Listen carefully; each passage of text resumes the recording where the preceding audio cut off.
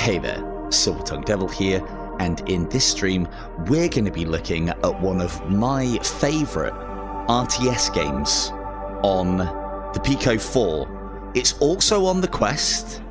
It's also just come out on the PSVR 2, hence why we were going to have a look. I've been saving this one. I've been keeping this one in the back pocket. I have put a lot of time into this game. This is one of those just one more games.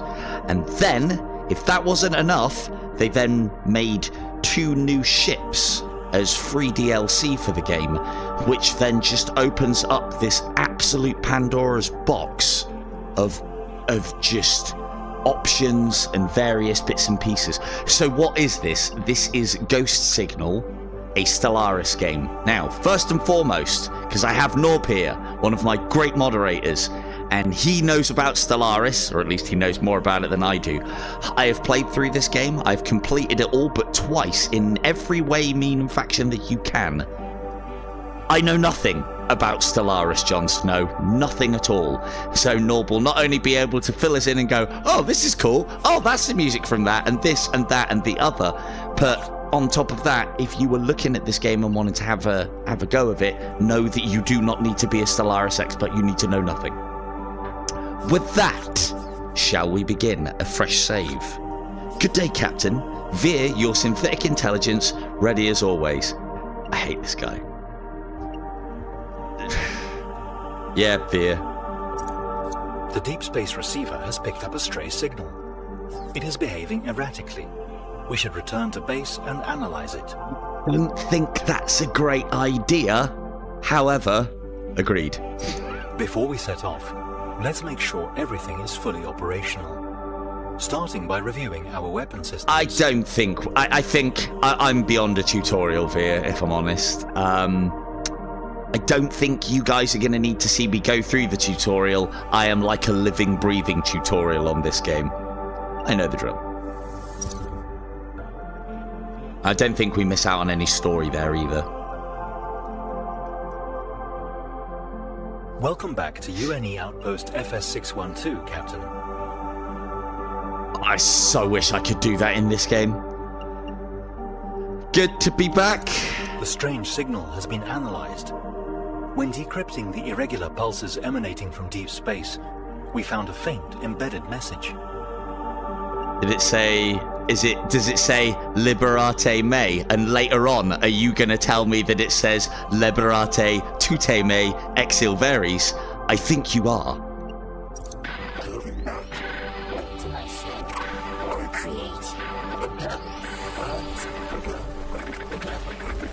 Sounds like Liberate Me to me. It is impossible to decipher its meaning without context. Advanced decryption might shed some light. Establishing uplink to the UNE core server. If anyone wants context to what nonsense I'm spouting, it's a film called Event Horizon. Excellent job. Thumbs up in the chat if you got that one. Strange. Uplink to UNE HQ is non-responsive. Good. Re-establishing connection. See, you get me, chat. You just get me. Warning. Catastrophic waveform incoming. Energy reading immeasurable. Brace for impact. Oh no.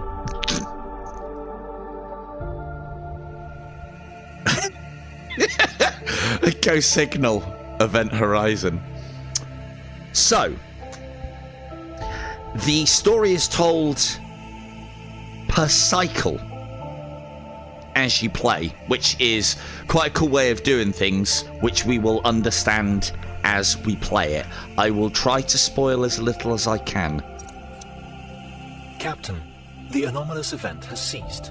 Personnel and technology are seemingly unharmed, apart from a few key functions. So it was Liberate Me!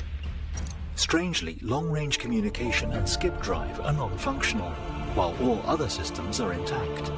We cannot return to a core system or receive vital resources like nutrients. We should not rule this out as an attack. It seems deliberate. Cannot return to the core systems. How convenient. This is going to be quite a small contained game then, is that what you're telling me? And the mystery of the signal? Still transmitting. I have traced the signal, and it originates from the same direction as the energy wave. Over there. To reach the source, we need to go into uncharted space. We need to investigate this. It is imperative, Captain. If we do not solve our situation, we will perish. Yeah, whatever you say, Vir.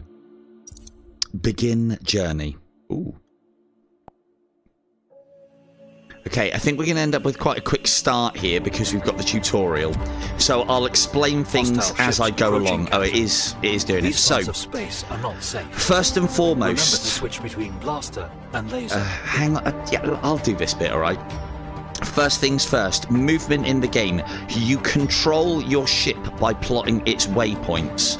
There is slow time in the game, of which you have an unlimited amount, so you can play the game in slow time if you want to, which does help with your tactical decisions. We are, in essence, a massive baby as we crawl our way through the little space sectors that we get to fight in, and we can also twist as well. So you can position the map how you want to. I know I take the piss about being a massive space baby. It is a really good system. I've used it in Gods of Gravity also, and in Starlight Eternal, which is very similar to what this game does. I think this game is more beautiful. It does it better. Although, is it Starlight Eternal? I think it is Starlight Eternal. You can have armadas. Here we only have one ship, kinda. We have our weapon system. Hello, VR Star, how we doing? We have our weapon system. Oh, and hello, Vega. I can't remember if I said hello. I'm sure I did. So, we have our weapon systems up here. Left is cannons, up is missile, right is laser. Both cannons and missile are infinite, but cannons need to reload, lasers need to recharge. Usual trope on this game of most of these kind of games, lasers destroy shields, blasters destroy hull, usually. The blaster has a shorter range and is most yeah, efficient just said against that. enemy hull. One final thing, our own ship shield recharges between sectors. As long as we don't deplete our ship hull, we stand a chance. Very important piece of information right at the start of the game. Shields recharge. Hull needs to either doesn't and needs to be repaired. So shields, big thing in this game because you're going to get them back every single time. They don't recharge on the fly yet, but they recharge, or with this ship anyway, but they recharge between sectors. So, plotting waypoints is as easy as holding a button which puts the game into slow time. We are able to plot 2 points at a time at the moment. And, oh, sorry, I thought the... Hang on, how does it work? I thought the slow time was unlimited. Ah, okay, it is until you've put all of your waypoints in. So we can use our waypoints to fly away. Now we need to get this guy. We're going to use a combination of our lasers, and what you do is you point at them with your hand to target. As simple as that. And then we have to hoover up the goodies. Now lasers, although they're not quite as effective against hull as blasters, they are much longer ranged. So therein lies another thing. Although they are not the most efficient method, they are worthwhile doing whilst you are waiting to close the distance. Or especially if something is shielded. And then we use our scanners to suck up all the good stuff, which is meta progression and currency. Purple is meta progression, yellow is currency. I will explain what I mean by meta progression in a moment, because this is a roguelike game for roguelike people. I do see it. I'll get it in a minute. I wish I could just knock him out the way, or like Norb says, recycle him. At the end of some missions, depending on what track you have decided, anybody who's played something like Faster Than Light will be quite familiar with how this game works in your navigation from sector to sector, always moving forward, can't go backward. I know that's not technically true on Faster Than Light from what I've seen of it. Never actually played that game and I do want to, but it looks like even more of a deep dive that I ain't got time for. And it's not VR, is it? So, scan it to retrieve a component. They provide powerful improvements to your ship. Scan. Select which component to equip. Now, I know what I need to equip, and I'm sure we could do a live stream when I get going on this, where you guys can decide what I equip. I've seen lots of it, and a friend has told me everything about it, so I feel like I've played Faster Than Light. It looks like one of those games that I really want to get into, but I just haven't got time to learn another system at the moment. At the moment. To me, it looks like starting a fresh game like XCOM, like you've never played it before, or like Phoenix Point. Or, you know, or Total Warhammer. Anyway, so, fucking hell. Decoy droids. Useful, but as you guys will know me in these sort of games, DPS. Freeze, yeah, but they I know, but as I understand it, it requires quite a lot of mastery to be good at it, and you need to know all the intricacies. So, and that's what I'd want to do. I like the idea of having a crew that doesn't need to breathe oxygen, and so if boarders come aboard, you can like vent your ship to kill them. It has great appeal to me, that. But anyway, I digress. Bring me Faster Than Light into here and I will play it all day. Anyway, freeze ray. Decrease target movement speed when hit by, this is the symbol, as you will see, for laser. By 25%, 50% and 75%. We'll get everything at level 1 to begin with, and we'll upgrade it as we go. This is one of the best things early on in the game, in my opinion. The reason being is because you will engage things with your laser, be they hull or shields, at very long range. If you can slow them down, you can keep them at that long range for longer whilst you bravely run away. So we'll take the freeze ray. It also changes what your laser looks like from green to blue. All components grant new powers. Finding the right combination will be crucial for the success of our journey. This isn't my first rodeo here, alright? I know the combos. Components can also be bought from traders and upgraded using scrap in the ship components menu. Yeah, you've got all the regular tropes of a good roguelike. I know. So, one thing to note on this game, if you are starting playing this one, my advice would be, when you scan asteroids, they light up if they have resources. You can destroy everything, you don't need to. Get into the habit of using your lasers to destroy asteroids. The reason being is later on there is a upgrade that you want to get that increases the yield from asteroids when they are specifically destroyed, by lasers. Move out, Captain. Please open and plus they're the long range weapon of the game, so you kind of want to anyway. So get into that habit, because then you don't need to break that habit. I always like to give a quick flick around just to make sure there's none. They can put them like around your peripheries and behind you and stuff as well. And environment wise, like Norb will probably be able to tell me whose space station that is, and environment wise, the skybox in this game has always been something that I can just, you know, swivel round in my chair and really, really appreciate. Really, really good. A little bit of target practice. There we go. Happy days. Now, another thing to note on this game as well. I haven't done it yet because I'm happy with controllers on this game. This game does feature full hand tracking. If you are having to send your Quest 2 controllers away for the 80th time under warranty to have the stick drift fixed, this would be a great game to pick up for you to play because you wouldn't need controllers for it. We have the options menu, so we can do various things within that. We have our upgrades of our ship, what we are carrying, and the ability to either recycle it, very important, not yet though, or upgrade it, also very important. Currency, and I was going to talk about meta progression. For those of you who are not familiar with proper roguelite games, meta progression is basically the currency that you use to improve yourself on at the end of a run. So permanent upgrades. All of this is for the run, and it is permadeath.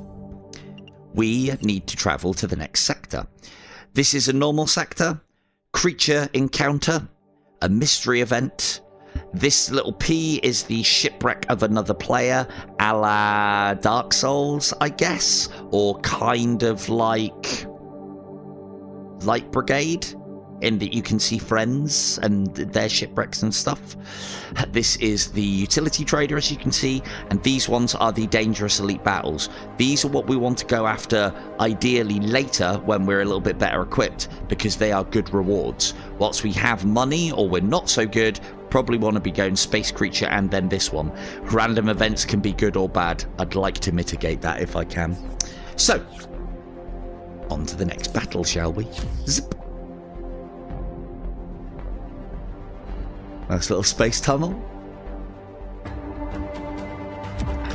We can give it a quick scan to make sure. Fast approaching. If you can see asteroids. This enemy will try to charge at us at high speed. Oh, I know. Moving out of its path, finally. Oh, yeah, thanks. Well, whilst you're telling me about the tutorial, I'm going to destroy these asteroids. One of the things that is very cool about this is you cannot target asteroids whilst... Why is this still here? Move out of my way, you're really interfering. This is not a helpful tutorial.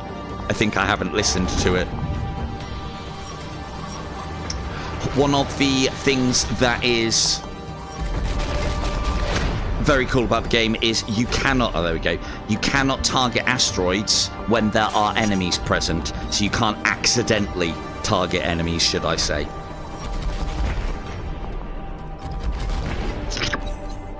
I'm in the habit of picking this up quickly.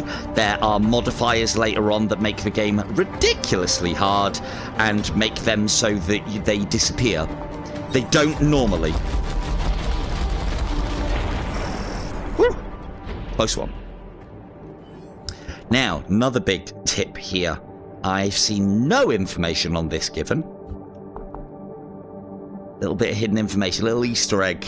Well, kinda. Helps you run though, believe you me. But this is like, you know, at the moment I'm just giving general various bits and pieces.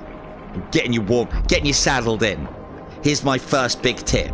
You see an asteroid that is almost about as big as Silver-Tongued Devil's head after he's been complimented about one of his Tips in 30 Ticks videos. You need to destroy it. Although it doesn't show that it is an asteroid that has resources, it is targetable. It does take some time to destroy. You may have to use both weapons, but oh look, what have they hidden inside? They've hidden the good stuff inside. And it's just an extra little bit of resources, but can be the difference between getting the upgrade that you need and not. Little touches like that, I fucking love them, because this is how I make my videos. Okay. We haven't got enough money to upgrade our freeze laser to the next level anyway, and we don't really want to. Not yet. We are going to check out the first space creature. This is a random encounter. It's one of about 8 different ones that we could come across. Some are fucking nasty. This one is really good though, if I remember rightly. So when combat starts getting a little bit more involving later on, this is missiles by the way, I'm just more showing that off than anything else. Missiles are finite. You pick them up from enemies when they die, or you can restock them from various things. You want to try and save them for bosses or for particularly tough elite battles. This sector contains a creature. A non-hostile space whale! It is too big to challenge, but scan it to retrieve a unique component. Now, remember what I was saying about making a point of using your laser to destroy asteroids? Well, this handy little space cow, or whale, is going to give us what we need. So you get a bunch of resources, and then increased mining yield when destroying asteroids using lasers by 50, 100 and 200%. Now, as any of you who watch my shit on this channel will know, I love the concept of out-economying a game and out-resourcing a game. It is always very important in games like this because then you don't have to make decisions and can become OP very quickly, which is what we're going to be doing. We're going to equip that. Many more alien creatures exist out there, both friendly and hostile. Next time, there is no telling what we might encounter. So sometimes they are just a passive in a battle, or just a passive and nothing. Other times, you have to fight them. They get pretty big. Now, what we are going to do first, we have got a shop coming up next. Now, although I want to upgrade this to top level to get the maximum yield out of every asteroid from this point on, we don't want to do it just yet because we've got a shop coming up and we might want some currency for it, because there might be something really worthwhile picking up.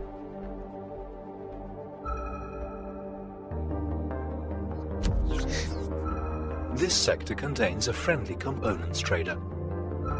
Scan the ship to open up a communications channel. Another little tip, always scan these asteroids. Every time I mention this, because I've streamed this extensively on PICO video. Hello, Sean. Every time I've mentioned this on PICO video, you can get a baby space dragon as a companion in this. Ah, baby space whales, awesome. So, when you are on these things, if you play this game, always scan. And always have a look in your little peripheries, see? Because they hide them. They hide them. Always worth having a look around. And always scan at the traders, because, yeah, it's 9 resources we didn't have. Doesn't sound like a lot, but it all builds up. Yes, I know optimal efficiency would have been to upgrade the laser first, but I might want some of this. Okay, so we have Hunter's Mark. I'm not going to be going after space creatures as a priority, so that doesn't matter too much. Anti-laser plating. Defense? What are you talking about? Reduces enemy laser damage. Although we have to make the same decisions with blasters, lasers, and so on, the enemy have to do so as well. That actually leads into another tip, which I'll give you in just a moment. Decrease recharge time. The only thing that I haven't, and I'm not bothered about that either, the only thing that I haven't told you about we can recycle some. Is we have a boost with this ship, which is the yellow bar. And it just basically speeds us between our waypoints. Bubbles. So I think the Space Amoeba's in this one. So, we're not going to make any purchases for now because none of those are anything that we need. What we are going to do, though, is we're going to try and get this to top level as quickly as possible, because it's just going to make us more money. It's not the greatest one, but if you can get it upgraded quickly early, then happy days. And away we go. Should have really gone for the elite battle. We're capable. We can do it. Hello, weebs. So, quick scam. I didn't get a chance to shoot any of them.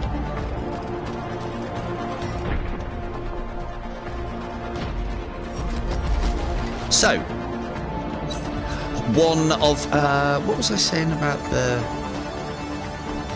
No, I wasn't, was I?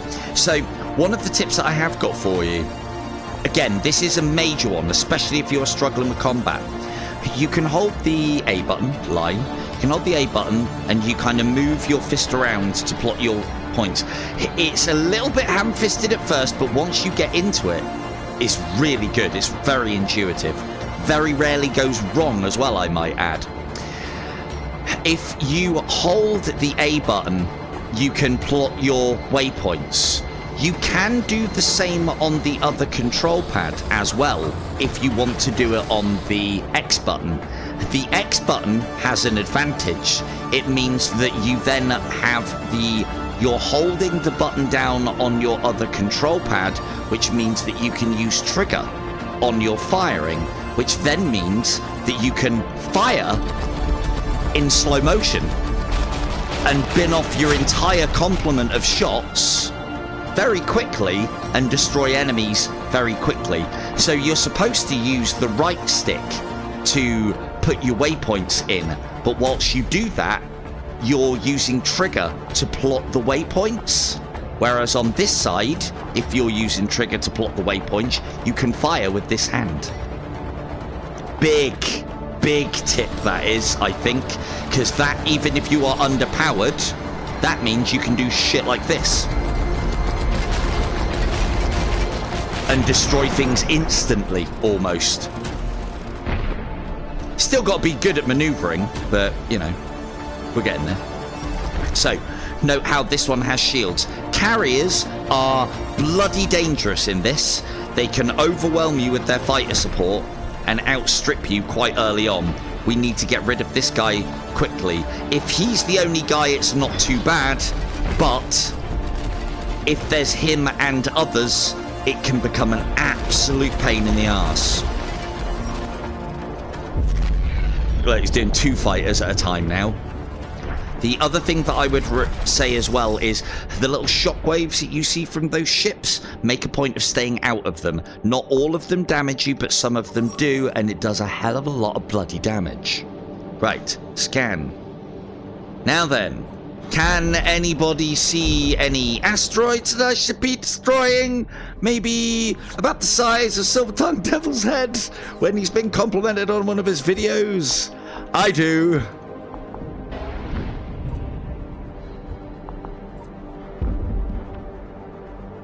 Scan. Nothing. It just must be a regular asteroid. But wait. I know it doesn't mean much, but, you know, that's like an extra 50 resources. That's as much to do with the fact that we've got the bonus thing, which we do want to try and level up as soon as possible again. Now, another one of my tips for you. When you get to the end of a sector map and you're going to the next sector, don't upgrade anything, don't do anything until you go through, because you are safe to go through and have a look at the rest of the map. Plot your points, see where you might need money for traders or creatures or various bits and pieces. Now, we're going to be a bit shy of money, so I don't think, because we're going to be upgrading, I don't think it's worth going this route, so we're going to go down these 2 normal routes, which have got a good chance of us having some asteroid harvesting, another space creature, and this one. The reason why in the beginning space creatures are good and not so good later on is because you can encounter the same space creature.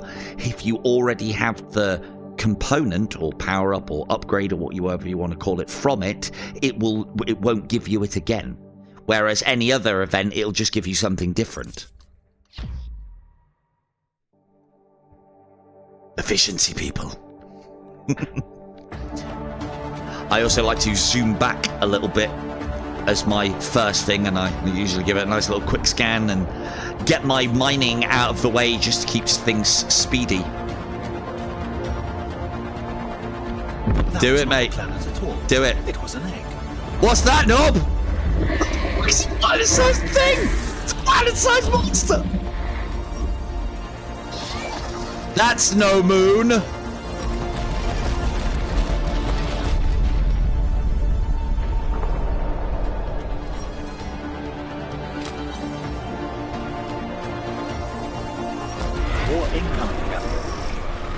Alright. Now, unfortunately, the upgrade from this planet-sized... So, basically, it looked like a planet, if you can see. Kind of like the Death Star up there. And it had a baby alien in. Thankfully, it does basically area damage to shields to everybody. So, early doors is quite an easy encounter. You put me off, you send me.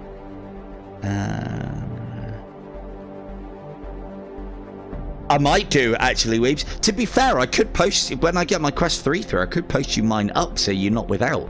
This might be a game that you might like, though, if you want to stay in Quest. This is a sit-down experience, RTS, and you can play it without controllers. Right, let's have a scan, see what we get from this one. I don't think it's very Data good. registry updated.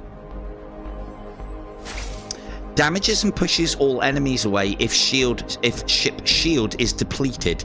Damage strength can be increased. This is basically a shit upgrade, and until the other 2 ships in the game were introduced, I would have stood by that. One of the things that the developers have done, which I like and is very clever, is the different ships benefit from different upgrades that are normally crap. Think like, I don't know, there would be a character in IDU that all of a sudden would benefit from using Unholy Wind. That's kind of what they've done. They've taken the stuff that nobody uses for this ship and would consider crap and made it really strong and powerful in the hands of the other ships. I like this because it then means that your playthroughs are varied and there's different ways to do it and different styles. Anyway, but that one's still crap. The reason being is because we don't want to be playing to we don't want to be playing in such a way where we're relying on something bad happening before we get the good stuff. One of the ships has vampiric abilities with its blasters, and so what you can do is you can purposely lose your shields, proc this off, and then blast them to get your shields back, and then lose them again to proc this off multiple times. That ship becomes a beast with this upgrade. An absolute beast. Now, we want this laser upgrade at top level. And next we'll start working on our freeze ray. And we're going to go down the boring route.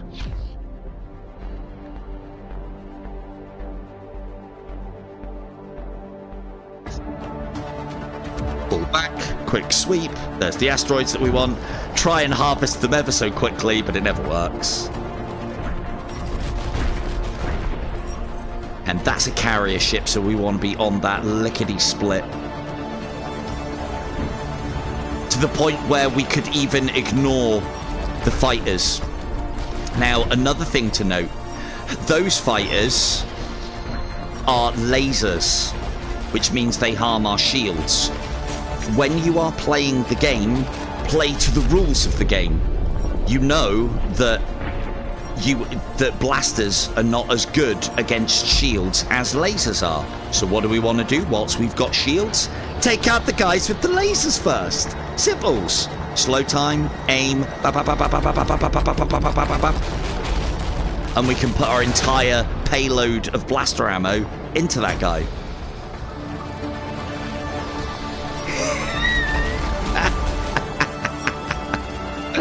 Mate, I've been playing this one for ages. I've been playing this one for ages. Yeah, this one's... I mean, it's not an old game. It's just come out on PSVR 2, though, hence why I'm having a look. I've been wanting to show this one off for ages. I love this game. It's a great little sit-down, have a relax, but it can also become a just one more game. So be careful. And yeah, when I was just one more gaming this and working everything out and doing all the cool stuff, yeah, I not a lot of sleep. Nice little star energy being harvested by some kind of, what is that, rhombus? Something? I don't know how many sides that is. Oh, and another Death Star. There's a lot of Death Stars in Stellaris, I've noticed. Yeah, there's another one over there, look. They're not Death Stars. As I understand it, they're machine worlds. There's a desert planet down there. Arrakis or Dune, something along those lines. He controls the spice. Can plank anywhere. It actually controls the universe, but there's a drug. I'll let you. These are DIY. We're doing DIY jokes tonight. You're gonna have to know a bit to work them out. Incoming threats detected.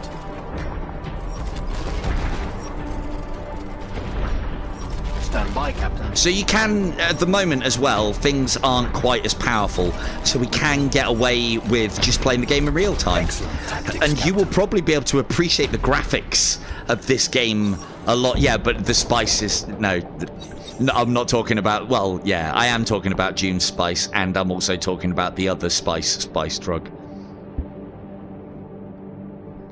because all I see of the drug of spice, when it was like, you know, all over the news, is just people planking everywhere. Like, you know, rigor mortis asleep kind of thing.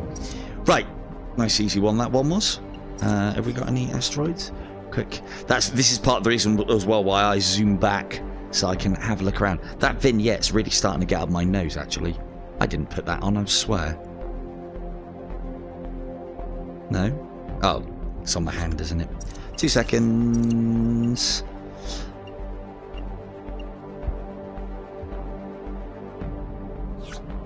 Yeah, no worries, Snob.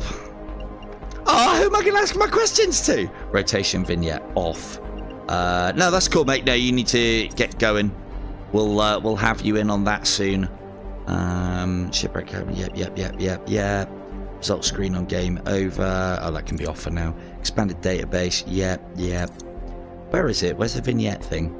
There's loads of relaxed mode options if you just want to sit back and play this game extremely overpowered from the start.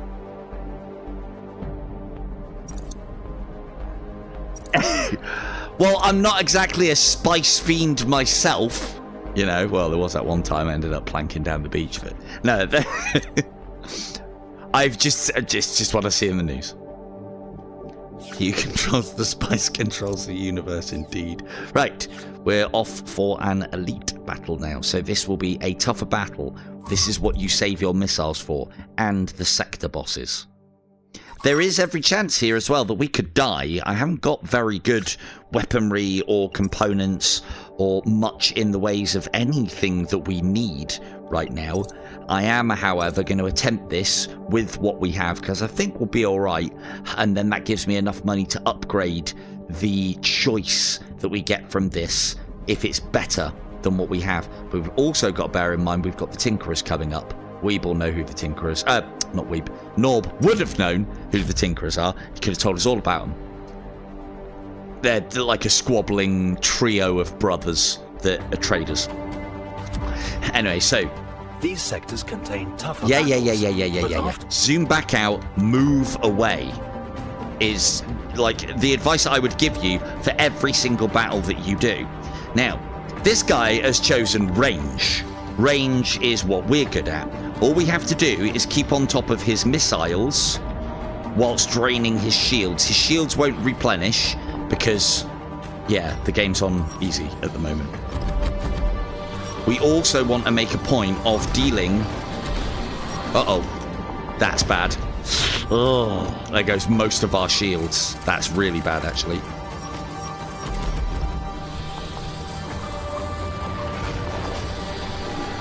It's not targeting. No. Saying about the targeting, it wasn't doing it. That guy's getting in the way. Why is it not targeting? Ah, it's not. God damn it. That's bad. That's really bad. Hopefully he'll stop firing missiles at us in a minute because we're almost dead. Okay. Settle in, people. Let's get some missiles off because this is dangerous.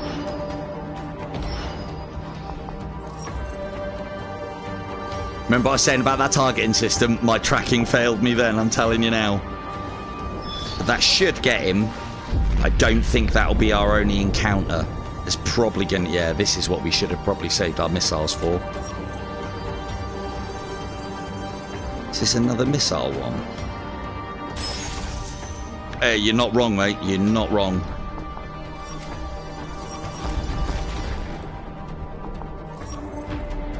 It's what, actually, you say that as well. It's one of the things that I think this system would have been so good for. And I hope that they do, somebody does something with it. This, in Star Trek universe? Oh.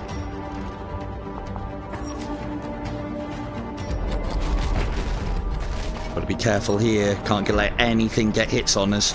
Although at least it's just laser enemies and not anything nastier. Uh-oh. Stay away from those. Because they will blow up and hurt us. It's not giving me an opening. Any more missiles?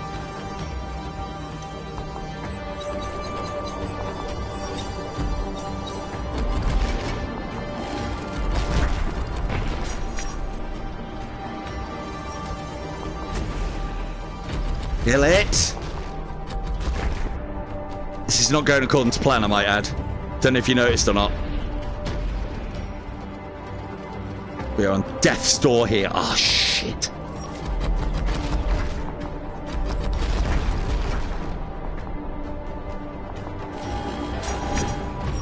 Come on, kill it before they spawn. Sweating buckets here. Please make your choice, Captain. Right, 2 good ones actually here. We get our shields back, so we're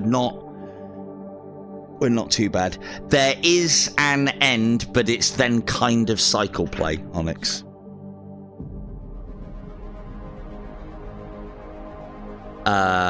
Okay. Probability drive. This is really good if you've got things that have likelihoods of or probabilities of happening. It has an effect on the components that we can get. Really good if you're going for a particular build. Not great for us. Meteor blasters, however, increase fire rate, shot speed, and knockback of our blasters, and it changes them from. And again, another little thing that I love in these sort of games. Try and show you before we get it. Changes our blasters to look like this. To that. Not a massive difference.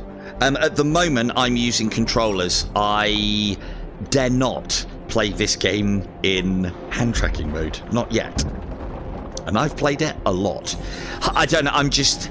I like the idea of hand tracking, but let's face it, it's just not there yet, I don't think. However, Quest 3, maybe. The problem is I'm a gamer, and yeah, I like the idea of doing everything with my hands, but let's face it, you can't do everything with your hands in games. Like, you know, how the fuck are you supposed to move forward? Huh? And now I know there is, like, I've had to do it on PSVR with wands, and it felt so ham-fisted. Now, if I had one of those catwalk things, you know, if they wanted to send me one, well, then I could use it, couldn't I? Now. Apparently it's really good in this, I just haven't tested it now. We seem to have found the Tinkerer brothers, known for their exceptional craftsmanship and cumbersome sibling rivalry. Not wrong. Contact each one before making your choice. So basically, we have... This guy increases our maximum number of shields for 100. Bargain. This guy will give us 50% of our hull back for 100. Bit of a waste. This one will get rid of a defect for 100. Defects are negative components that are often forced on you later on in the game. They are fucking nasty. You get rid of those as a priority. Now, sensible Silver-Tongued Devil didn't just fuck up the last battle, should go for 50% hull strength, right? But we do love a bit of failure on this channel, don't we? Everybody loves a little bit of failure. So let's just push for better.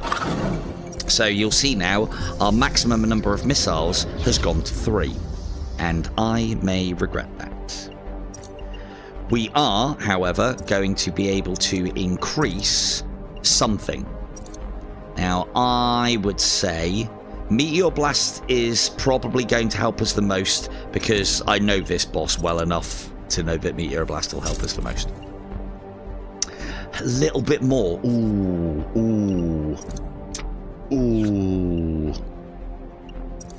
Yeah, might be the difference. I'm not a fan of this shield push, and we're not going to get much else out of it. Later on in the game, through the meta progression, you get the ability to heal from recycled components. So even shit choices have their uses, and the higher level you get them at, the more componentry you get back from them, and the more life.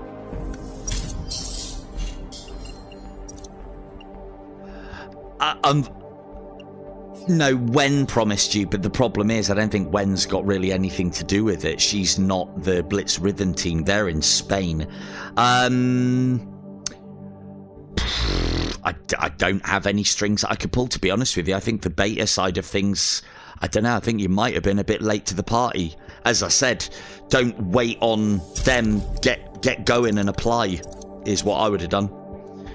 But as I said, just hold out. They might need more testers or trackers. I don't know what the state of play is with it. I honestly don't.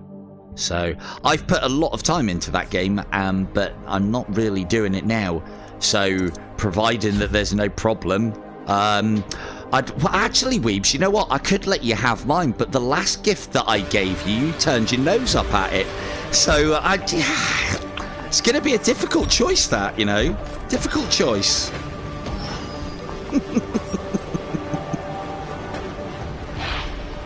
Right. As you play this game, you will get an idea. The way that this boss works, I need to take him out quickly. The hats, man, the hats. Shoddy, I was told. Shoddy. Uh-oh. Can't afford to get hit by them.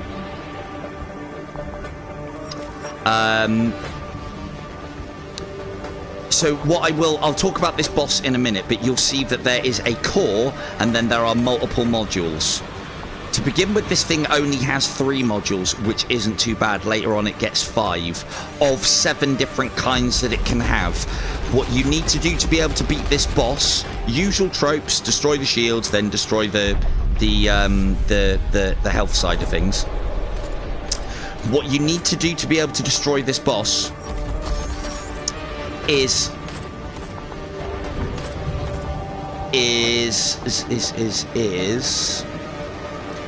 identify which modules are the ones that spawn things, be they missiles or mines or ships, and take them out as fast as you bloody well can. This shotgun one isn't too bad as long as you are fast and stay close to it, or moving constantly and staying away. Another tip that I would give out for this game as well is, if you ain't plotting waypoints by the time that your ship gets to the end of the ones that you've plotted, you are taking hits, and you're not playing it right. You should always be moving. Your maneuverability and your speed are 2 of your key weapons.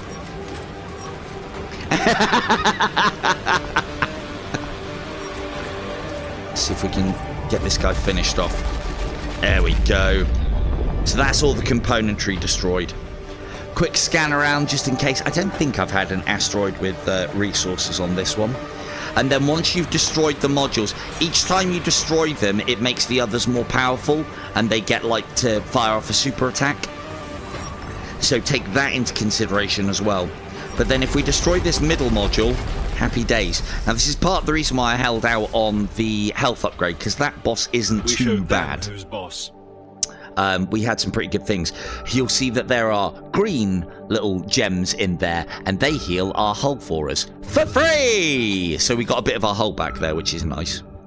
But that's all we're going to be getting back unless we pick up anything specifically. At the end of a boss, we also get some choices as to what to take.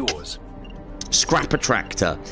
Gain 10 of these upon entering new sectors. This is the best one for out economying the game to take early doors.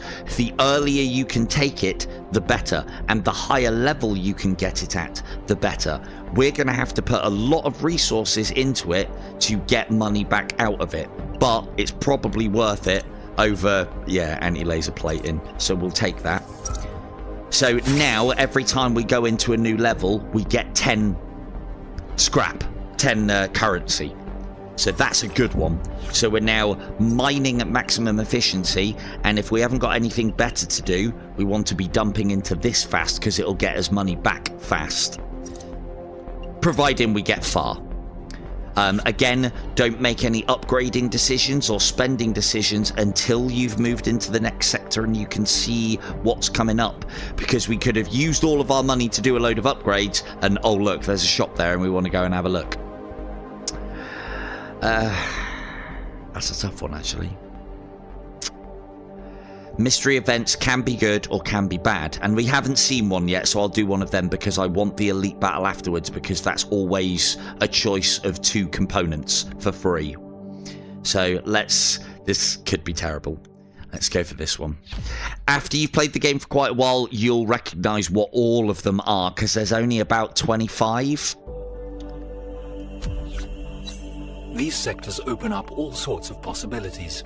But take caution so we don't get infected by defects. That's very important. Risk-reward is the big thing here. Defects are I've told them what I told them. I told them. I told them, but they wouldn't listen to me about the negative defects. So, always make a point with your random events, scan the area, because there is probably an asteroid that has components, and some of these require components for you to push the envelope on them and min-max them. So make sure you've got as much as you can have going in before you go in. Scan. Did you come here just to meet us? Expresses joy. Why, we are 101011. Normal know who that is. Ever so pleased to make your friendship follower. State your purpose. Let us conduct our activity business. Do you have a strong 11101 digestive organ food sac? Hunger for danger? He knows. It's like we're brothers. He knows me so well. You know I'll take the risks. So, 25% chance of a reward, 75% chance of a defect, 50% chance of a level 75%.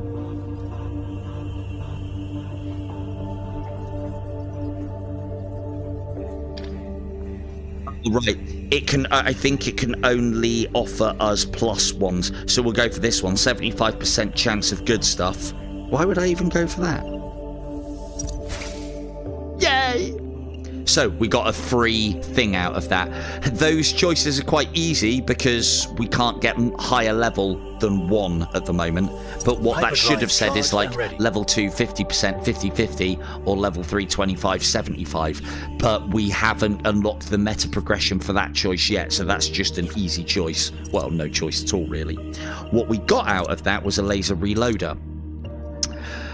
Decreases reload time by 20%. We probably want to push into that if we were sensible, but money. So we'll have put 400 into this before long. We've already had 10 and next 30 back. It should net us money by the end. If we get it up to 50 after 8 maps, we're evened out, and there's a lot more than 8 maps coming. And zoom back. That was the 30 we get for just entering space. Now, as you move, mate, you'll love dungeons.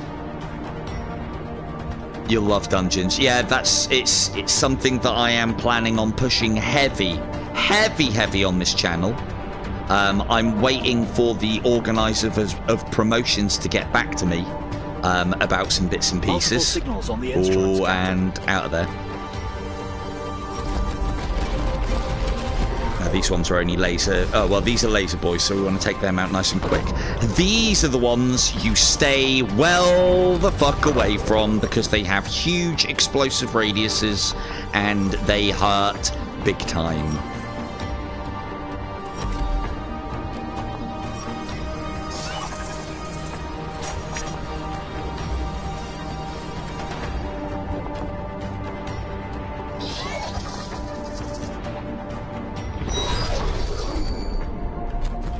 It was good of those missiles to do the job for me, thank you very much.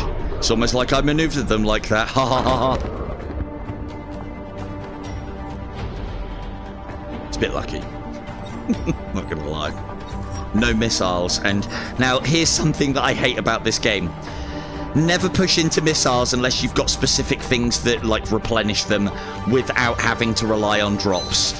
One of the ways to get lots and lots of missiles in this game is to have full missiles. One of the ways to get no missiles given to you in this game is to be out of missiles. It's like blood when you need blood on into the radius. When you don't need it, it's all you ever get. When you do need it, rare as rockin' horse poo. Sorry, Onyx, I'll read that in a sec. Let me just kill this guy because he's a tough boy. Tough boy, tough boy. We are a bit shy on the old weaponry. Although you can only target weapons like cannons at a certain range, if you maneuver yourself well, you can hit with overspill shots. So the shot keeps traveling, even though, you know, you're out of range. If that makes sense. PC VR support for Dungeons of Eternity. I don't know if it's going to be a PC VR game. I really don't. Excellent. I hope so. New components. I hope so. Okay. These are both a bit shit. Reduced damage from explosions. I'm not planning on getting hit. We don't talk about that elite battle earlier. Had a bit of a faff. Zealous force energy. Chance of generating an impenetrable force field when an enemy is destroyed. This is where the probability drive comes in. Brilliant with the probability drive. We are going to be killing a lot of enemies. So the thing is, even at 15% chance, that's not enough for me. 5% is garbage. But we'll take it because we'll probably just sell it. But it might proc off. I'm not going to notice if it does, to be honest.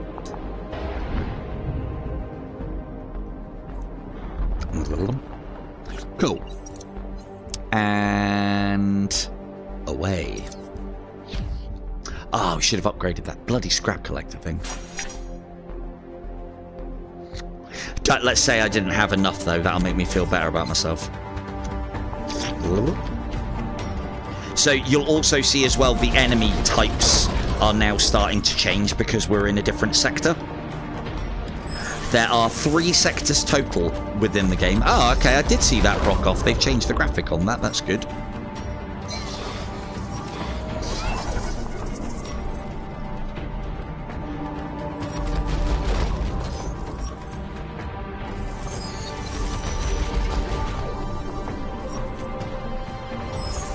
No, it's...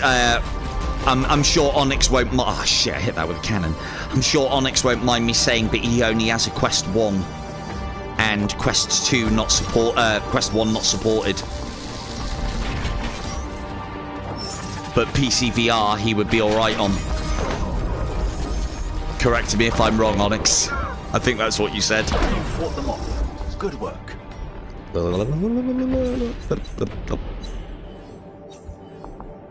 Something quite satisfying as well about waving the old scanner around and collecting the componentry. But yeah, I would love this as a Star Trek game. This exact thing with just Star Trek ships. You know, that could be a Delta Flyer, or it could be an Intrepid class if you wanted to like scale it out to frigate/capital ship sizes, or something. It's all right that it's, you know, Stellaris, but you know, if they could use this system and get their hands on a big franchise, oh, I think it could be an absolute winner. It's really good. It's really good. Battlestar Galactica, Babylon 5. This Babylon 5 would be amazing. Play as a Centauri, yes. So, coming out with all the space references tonight. Only the oldies will be able to keep up with me. Need Mac in here if I'm going to talk about Bab 5. So, think there's going to be a graphics update for Q3. I know there is a graphics update for Q3 for Dungeons of Eternity. Don't know about this game. Doubtful. It's not... I don't see what more they could do with the graphics. It's already very nice. It's already very crystal clear. So, I mean, everything can be improved, I guess. Mind those asteroids whilst we've got some time. No, Blake 7 was a little before my time, I think. I remember it, but only as a child. I wouldn't have been able to appreciate Blake 7. I've watched it.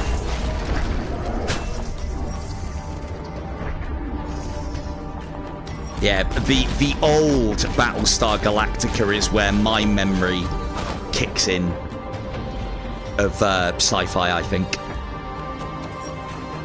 That's another game I've chatted with, because old Norbert, one of my mods, is heavy.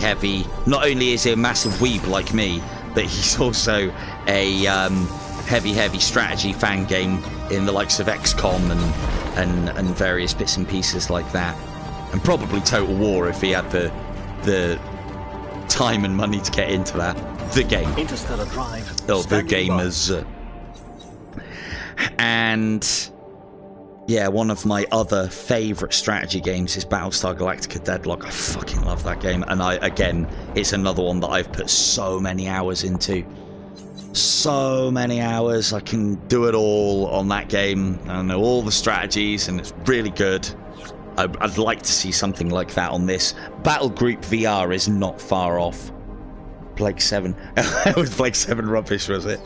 Remember the other one that as well that's has a fondness in my heart is Quantum Leap.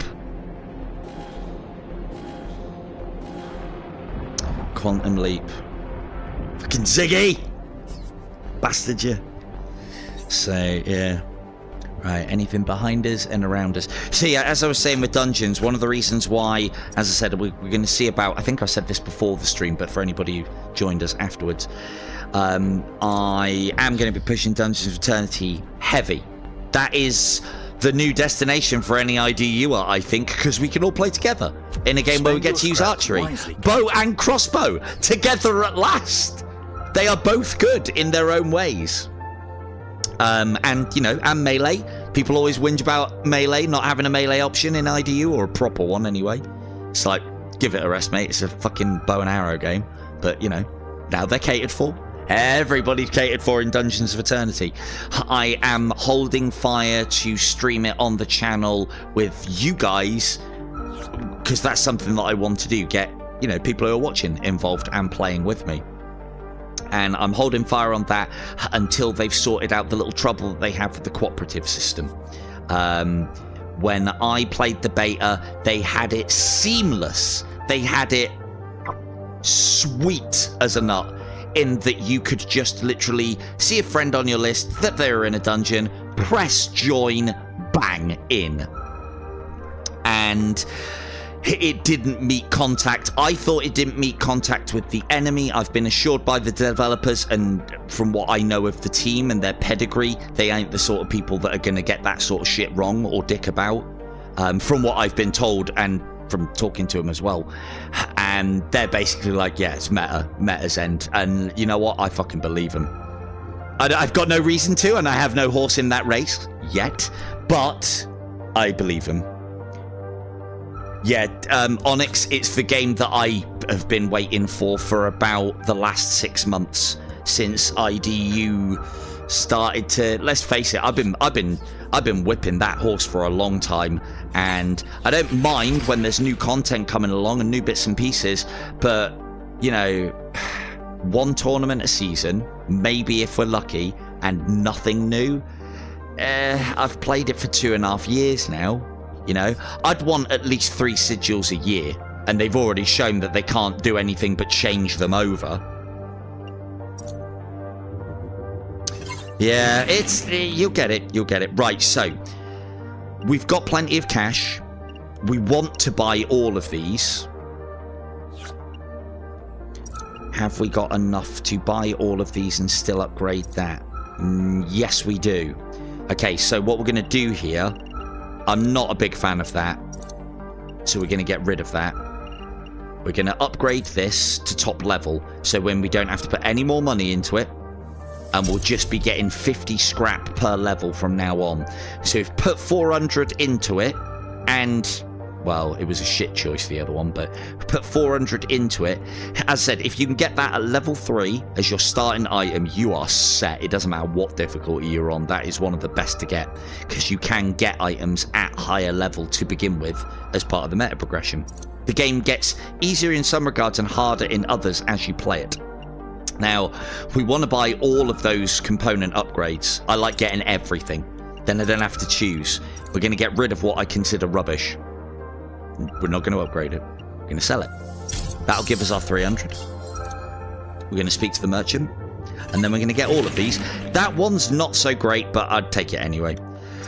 If you buy all of the components then you only know, if you buy all the components and some of them are rubbish, you only know that good ones are coming up. Hello, Fee. How are we doing? How are you finding dungeons, mate? I bet you're loving it. Right, so we're going to increase laser damage. So only by 2%, but laser damage, good. We like lasers because lasers long range.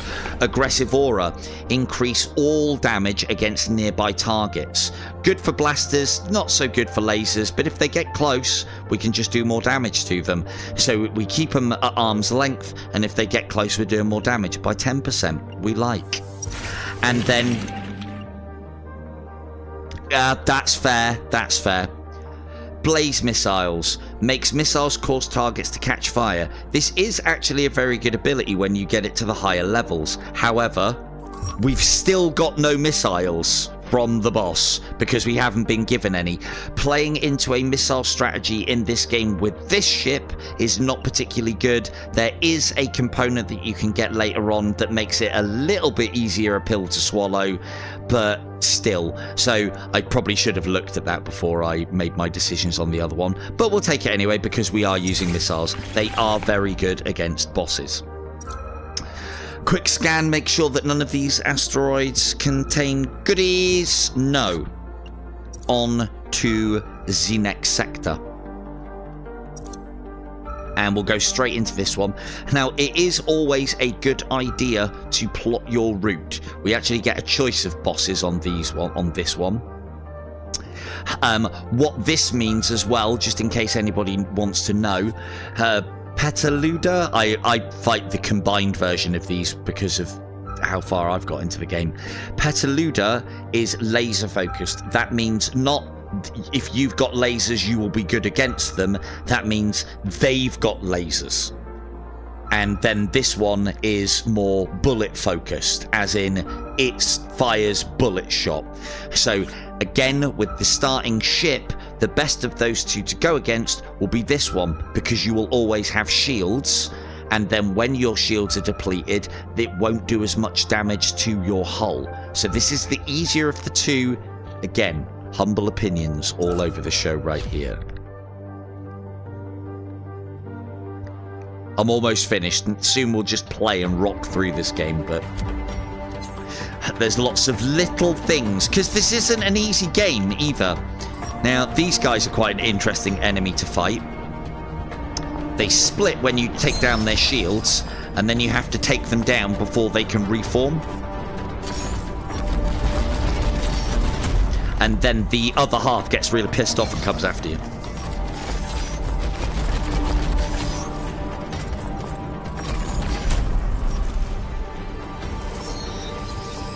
Now, I'm quite quick with the old controllers on this game. One of the things that I will tell you, if you are getting any kind of stick drift on your right controller, weebs, don't get this game yet. It will piss you off no end, because that is a very little movement on the joystick. And yeah, switching weapons for you, because stick drift is stupid annoying.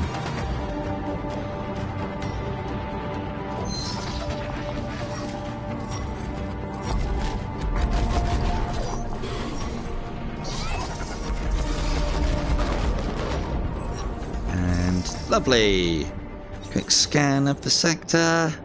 Quick look around. Look at that. Oh, is it that the one thing, as beautiful as all of this is, the one thing I think is for, like, you know, for where we keep on fighting in space, it's awfully fucking populated, isn't it? It's like 6 planets plus 20 suns everywhere we go. Doesn't matter. Doesn't matter where we go. It's populated. Well, there's one place that you can go that isn't, but anyway, I digress. So we are now getting 50 per time we travel, so that'll give us loads of cash. I'm still going to go after the elite battle, and we'll save our money for the tinkerers and things beyond for now.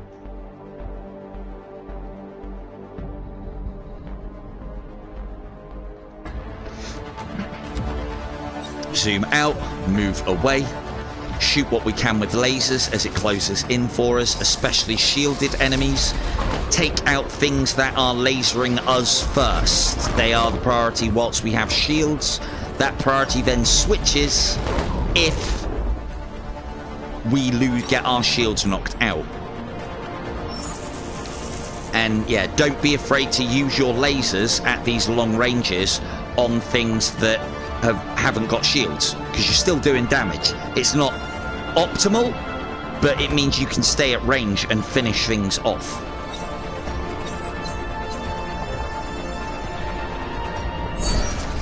Do a little flyby on this one.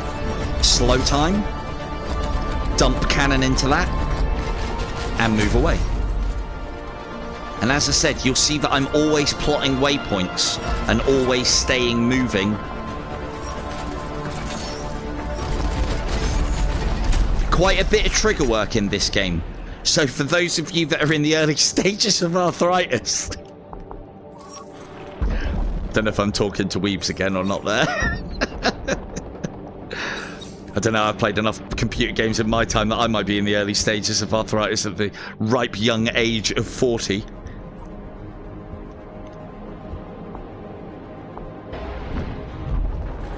Again, using our lasers to destroy these asteroids and getting a nice hefty bounty out of it as well. Oh, I know what that means. It means my battery's just given out. It's one of the things that I actually really like, and it doesn't do it on the Quest, and I don't think it's on purpose, but one of the things that I really like about the Bobo headset, the Bobo battery charging system with the PICO, is when the battery has run out, the rechargeable battery, my music changes from headphones to the speakers and then changes back again. It's like a little notification. Yeah, yeah. You will. You must be getting a Quest 3 though, Weebs, right? Who needs controllers repaired if you're getting a Quest 3? Right? Right? So, let's have a look. We're getting an elite battle next, so we don't need the $100 for the Tinkerers. Oh, so you are getting it. Yeah, you don't even need to have your controllers repaired then. But I will do it for you, mate. It's easy. So, as long as you buy the componentry, obviously, and a pint, of course. We need to save at least... got you. We need to save at least 100 for the Tinkerers, which means that we can make an upgrade now before we go into the elite battle, knowing that we'll be doing enough battles. We'll probably be able to do another upgrade between as well. But you do have to plan your route out, and you do have to think about your expenditure and what you're buying, what you're upgrading, and where you're doing it. Otherwise, you can come a cropper in this game very fast. We are going to upgrade... Time for lasers to come back 40% faster is good. However, an extra 2% damage is also good. I think we'll go with... because we're using the lasers quite a lot. We'll go with damage, because unless we increase the freeze ray side of things, they're usually recharged by the time we've finished our cannons. So let's go with that one. We'll probably be able to get that up to maximum level next anyway. And another elite battle. Don't travel from one sector to another until you're ready, because slam back, move away. Bigger boys coming. Remember, these ones explode. That one's got cannons, so we don't concentrate on that one.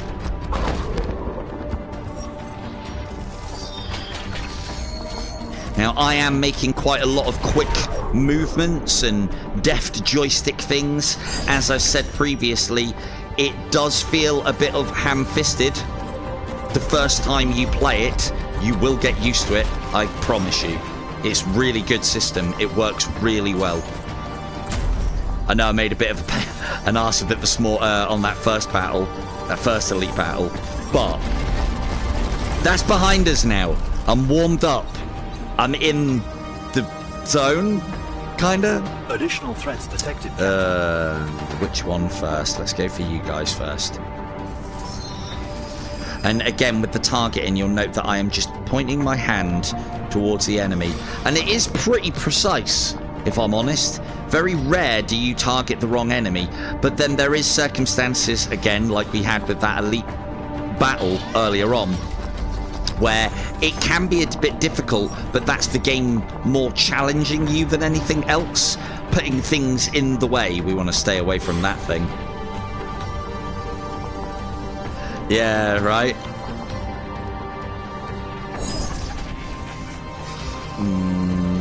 Let's go here. These guys are such dicks. Let's get that slow time on, and hopefully that'll be enough to finish it. Yeah. And run. Uh-oh, that's a missile. We don't want to get hit by that. Shield's almost down, Captain. I have got the poor. Try and always fly across your enemies as well. They've got more chance of missing you that way, if that makes sense. Don't fly away or towards. Evasive maneuvers 101, I think, but worth mentioning. You know, there's lots of things that I find obvious, and I make a point of mentioning them as well, just in case they aren't obvious to you, or as a reminder, as much as anything else. Hell, people do it to me all the time. It's great. I didn't even know that. That's obvious. Well, it wasn't to me. Right. Excellent. Now, remember what I said about missiles? Increased damage percentages? These percentages aren't that great because missiles do a lot of damage, but not that much. There is one ship that does really good damage on missiles, and that one is a very good one for it. It increases the lock-on time as well, so you have to spend more time locking on. But the ship that this is... So this isn't really a very good upgrade. It's good for the other ship that I was kind of alluding to. Shield Breaker, increased damage, blaster damage against enemy shields. So now we're getting to the point where our weaponry is starting to cross over a little bit as well. And, you know, if you really like using blasters, or your ship is better equipped with blasters than it is with lasers, one of the ships, its blasters cannons are longer range than its lasers. So it's a really good sniping vessel. And then upgrades like this is all right for us. It can be great for the other ships. And again, it's one of the things that I really like. Cheers, mate. Great Aussie accent, yeah.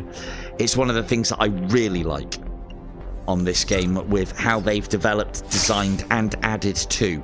This game already had a shed load of content. By adding 3 more ships, they almost trebled it. So, yeah, I've put a lot of... I must have put 80 hours into this game. Easy. And I could come back and I'm starting again. And not for your lot's benefit. I like playing this game. I like it.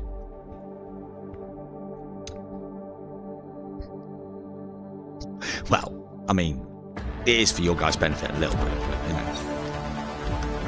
Just killing time whilst I'm waiting for Dungeons of Eternity to sort its life out. Oh, we're almost taking them out in one now. Good. As said, the cooperative in Dungeons of Eternity, it does work. There is a workaround, but the workaround is using Meta's garbage party system, and yeah, that doesn't work at the best of times anyway. So although you can play cooperative if you know, hold fire at it and do it, it's not a patch on what I've seen, you know, what they had when I was playing the beta. And I want to wait for that, so that basically when I'm doing streams, we don't... Because for those of you who watched me play it live last time, when we were kind of trying to thumb through the problems that the game had because the co-op system wasn't working. It's like Dead Air, and I don't want to put Dead Air out for people to watch because, you know, not really very entertaining, is it? And then you got to fill as well, which can feel a little bit, yeah, a little bit cringe. So, not that I can't fill any void with this voice, but if we don't have to, then we don't want to. So I'm waiting for Dungeons of Eternity to get itself sorted. I'm waiting for it to get itself sorted just so the experience of you guys joining in with me and playing the game with me is just silky smooth.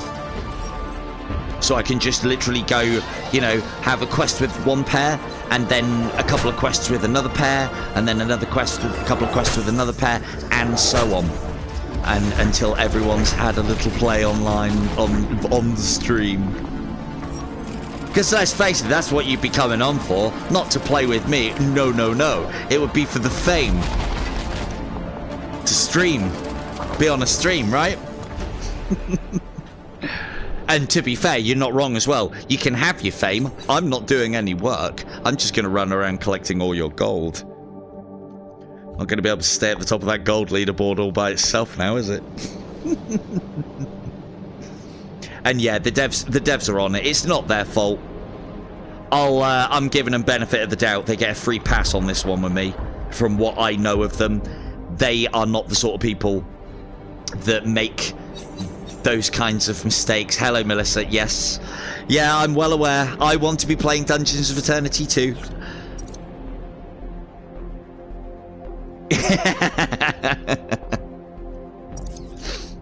Ah, we didn't upgrade. Idiot. Oh, we got the shot bow. We didn't want to. We wanted Tinkerers first.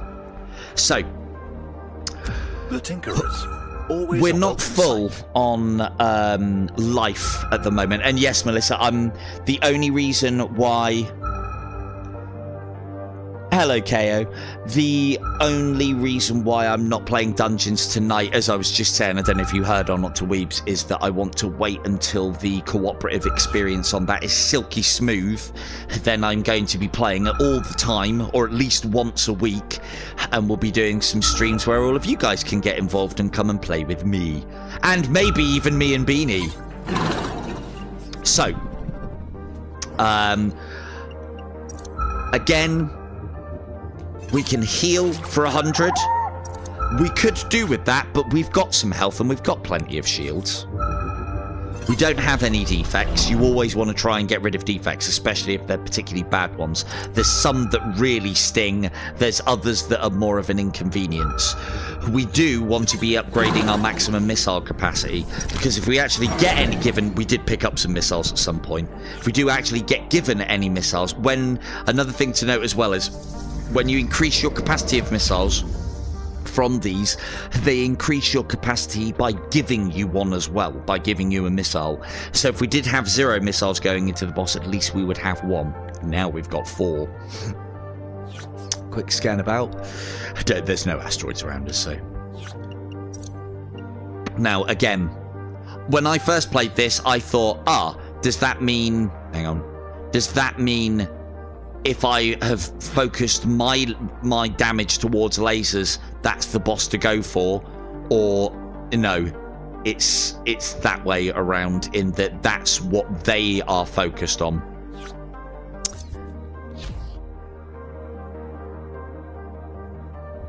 Well, this is it. I think Dungeons of Eternity, there may be some levels that are hard enough where they're going to become the new pits. Right, this boss is a prick, so bear with. What you want to do is target and loose off all of your missiles as soon as that becomes an option. We're going to fire them all off. Oh, actually, no, we got blaze missiles, so we'll do this first. We want to stay out of the way of this one, this laser beam. Fire another missile. Crack off some shots. I know it's against shield, but we're waiting for our laser to reload. He's burning, and then we'll fire off that last missile. And then we're going to dump fire on him in slow motion and laser him as well. And he's gone. Now, as soon as this boss is dead, start flying as far away as possible. And then when you see him turn and burn, you've got to as well, otherwise he will kamikaze you.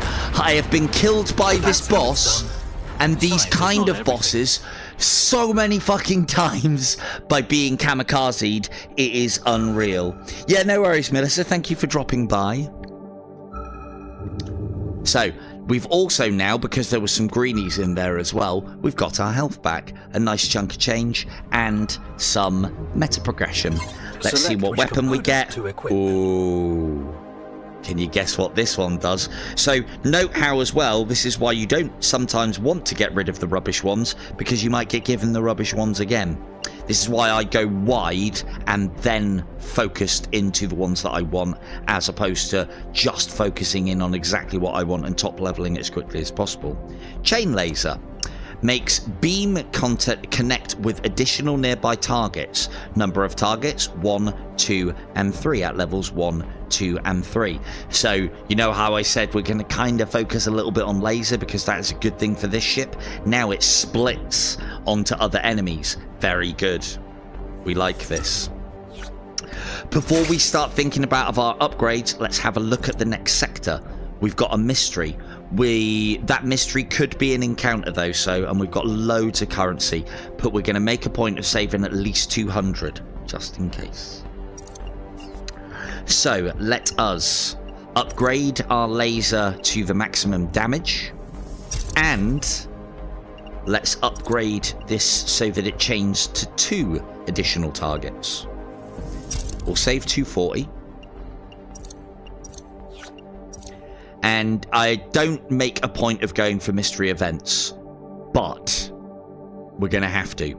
Now, one of the other things that I would say as well is we don't want to really go for a weapons trader because we've got some good weaponry and we want to push into it. However, if we go along this line, we're going to encounter another 2 space creatures. We've already encountered multiple. The likelihood is one of these will be the same as one of the power-ups or upgrades that we've already got.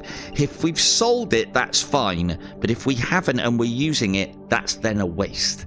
So I want to try and stay away from space creatures. So I think we'll do this, and depending on what happens there, we'll go up here and across that way. Because we're definitely going to be encountering 1 space creature. I don't really want to have to get 2. It's a shame that I'm missing out on that elite battle, but we've got plenty of money, so we want to save a bit for the weapons trader. So let's have a look and see what's happening here. This can be a battle as well. It can be a really good battle. There's a couple of different kinds of battles that it can be. This is one of them. There's our 50 there. This sector is off limits, human, except for those who have a death wish. Explain your trespassing. Is that a threat? Foolish human. Do you even know who I am and what crew I command? Norb? You heard of this guy? I ain't heard of it. Sorry, we haven't heard of you. Groot's dad, maybe? Something like that? I know you're kind, pirate. Battle! Now, we've got to get away from these ones quickly, because these ones ram hard. Those ones... Note the chain laser doing business there. Now, we are in the Crystal Realm. Normal, though, all about the Crystal Realm, I'm sure. As soon as an enemy goes to crystal form, destroy it quickly, otherwise it will multiply. These things are ramming ships plus. Not only will they try and ram you once, but they'll then change direction multiple times to try and get you more. We want to get rid of those as quick as possible. These replenish shields on enemies. We want to also get rid of those as quickly as possible, would you believe?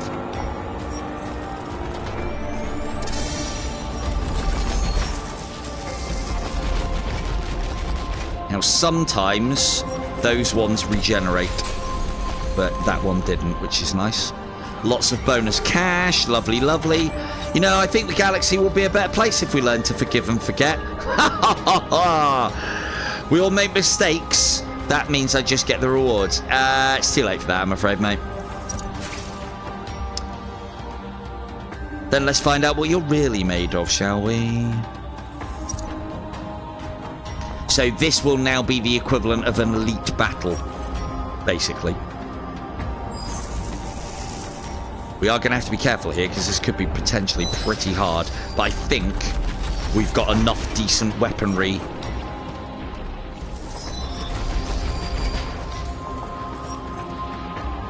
Now, one of the benefits, massive benefits of chain lasers, is some of the most deadly things on this game are ships that fire multiple of those little missiles, and you can have problems targeting them and destroying them all in time before your laser depletes.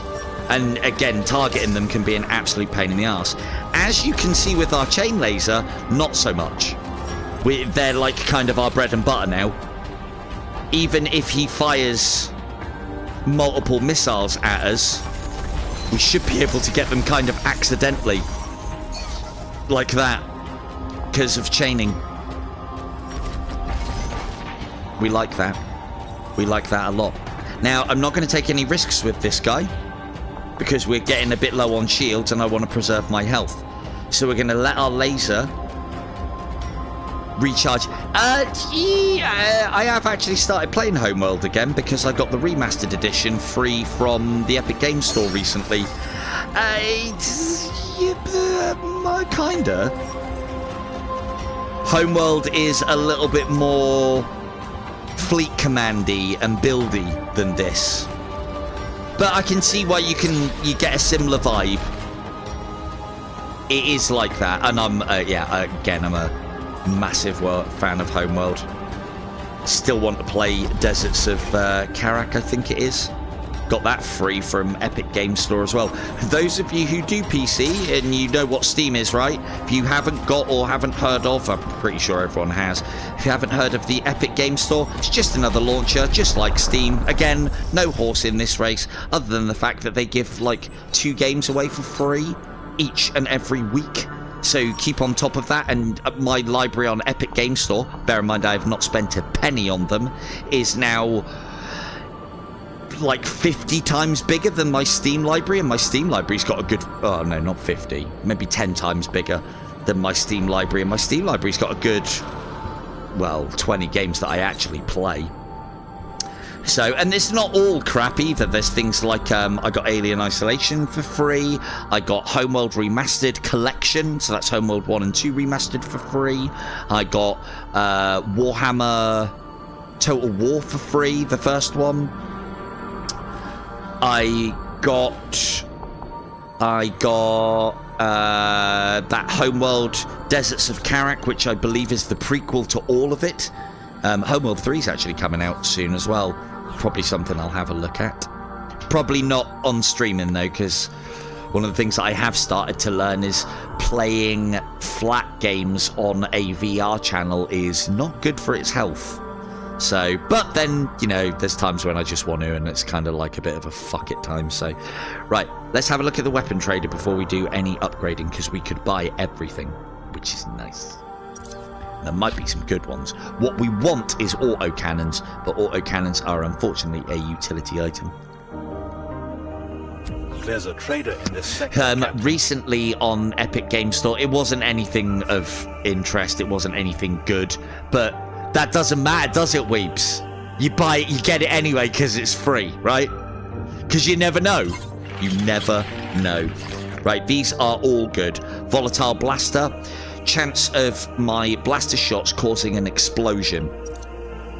Blaster Sequencer. It's same as the laser one, basically. And then Hull Piercer. Increased laser damage against hull. Makes our laser even better. That's a no-brainer. This one's alright if you're pushing into... Oh, hello, Von. Been playing some dungeons, have we? This one is a no-brainer if you are using blasters. Any of these things chance to cause an explosion, and also with a probability drive is really good. The explosion just basically knocks the ship away, turns them off their axis, and does additional damage. Actually probably better with blasters than it is with laser. With laser it's per second, with blasters it's per shot. And obviously you get a lot more shots in a second than you can with a laser. And then blaster sequencer, just more damage. We'll take that too. Now let's have a quick look at the map. Oh, let's have a quick scan. Make sure. Always check. Always check. Be the space baby, crawl backwards. Always check your surroundings. No, crawl back through space. And It's just a battle next, and we've got at least 2 battles. And I'm going to avoid that mystery event because we've had some good ones, and this could be a bad one. So I'm going to, you know, take my chances. Well, we've already taken our chances early, and we'll head towards that space battle. So that means we don't need any cash until at least after this one, and we'll get cash for, well, we'll get 150 for doing those 3. So that means we can spend.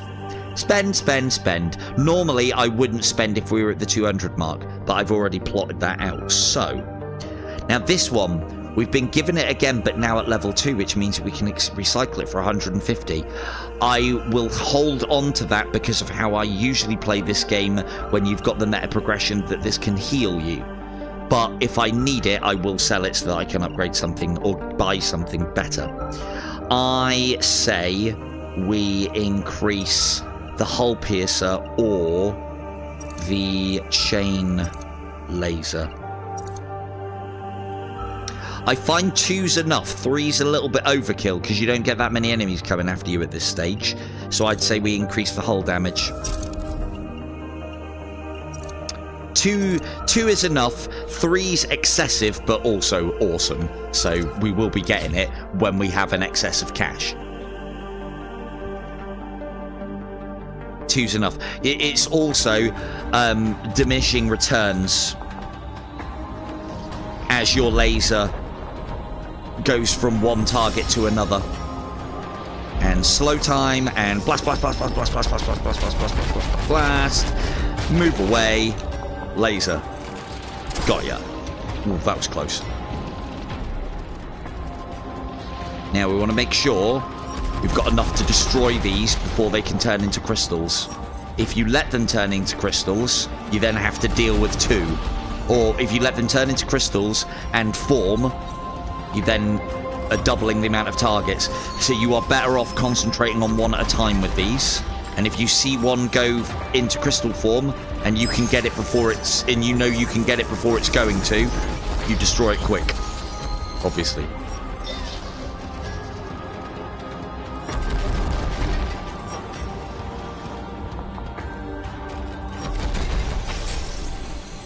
But yeah, also one of the other reason why I'm kind of holding out on dungeons is I'm waiting for word back from the promoters on things. And in addition to, because well, obviously I'm hoping to get some keys, and in addition to that as well, I'm the same as what Fee's planning on doing. I really want to hold out and see what it looks like on the Quest 3. But not so much graphical improvement, more to do with the fact that my Quest 2 is getting old now. So old. I need that Quest 3. Oh, and if you're allowed to use various bits and pieces from films and such as I do in some of my more silly videos that I've done for In Death Unchained, I might have a crack at that Quest 3 competition that Dungeons are doing. And yeah. Oh, yeah.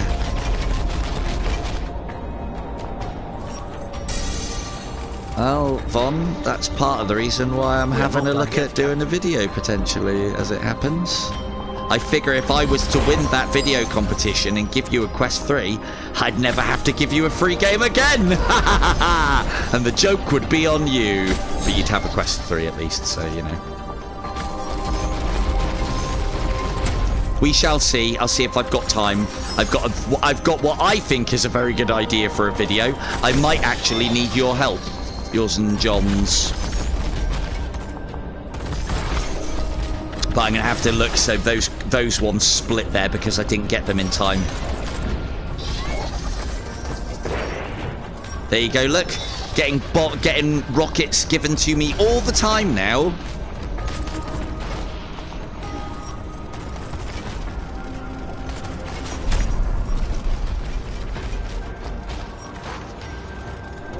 Threats terminated. Yeah, I mean, the thing is, I own a PICO. I'm playing this now on the PICO. I don't expect it to be much better. I don't really know what I'm expecting, but there you go. We'll see. The fact of the matter is, for me, whether it was better or the same, I've had the quest now for 2 years, and I have caned it. You guys know this better than anybody else. How often do I live stream? Twice a week, and this thing gets fucking hot when I'm live streaming. Another thing that chain laser's good for as well is clearing asteroid fields. Get through them quick sharp. So, the Faf twins. No, actually, I'll tell you all about it. It's gonna be making use of other things, but it's whether I'm allowed to do it. It's whether I'm allowed to do it.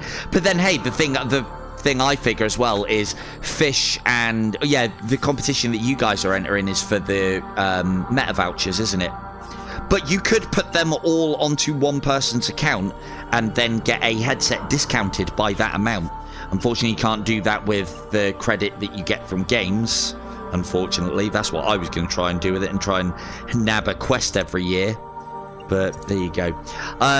Freeze Ray would actually be really good now in combination with the fact that our lasers are chaining.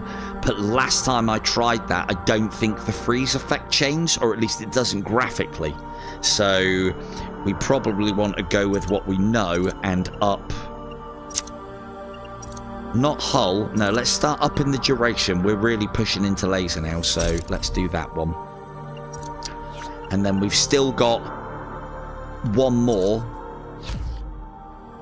So this should give us the cash that we would need if there was a purchase that we wanted to make on the other side of this sector. Ooh. I know what this one is.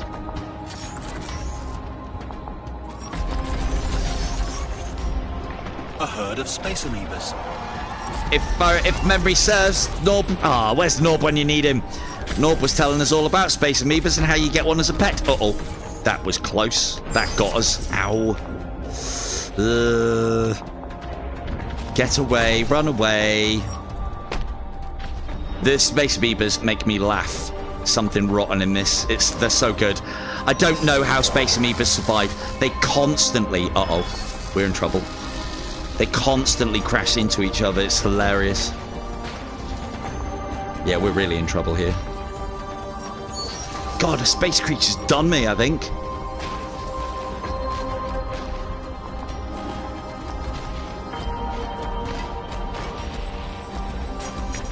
That's all from one collision, I might add, as well. As I said, this game's not easy.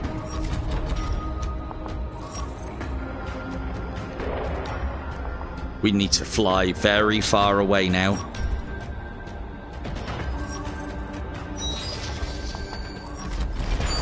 Oh, that was lucky. That explosion got them both. That was lovely.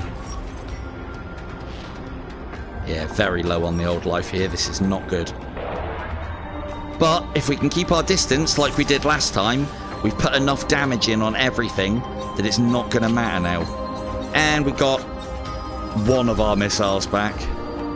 Shame, really, because that means we won't have them for the boss. And this one just repairs other things' shields. It's not offensive.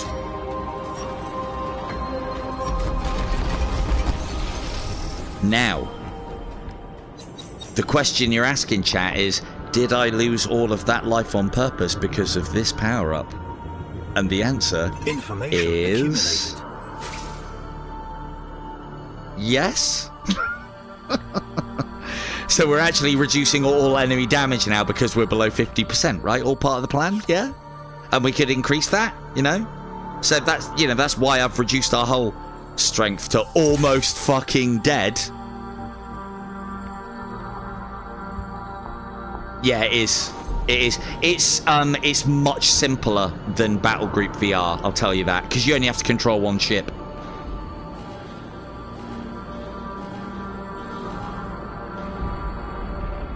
Nice.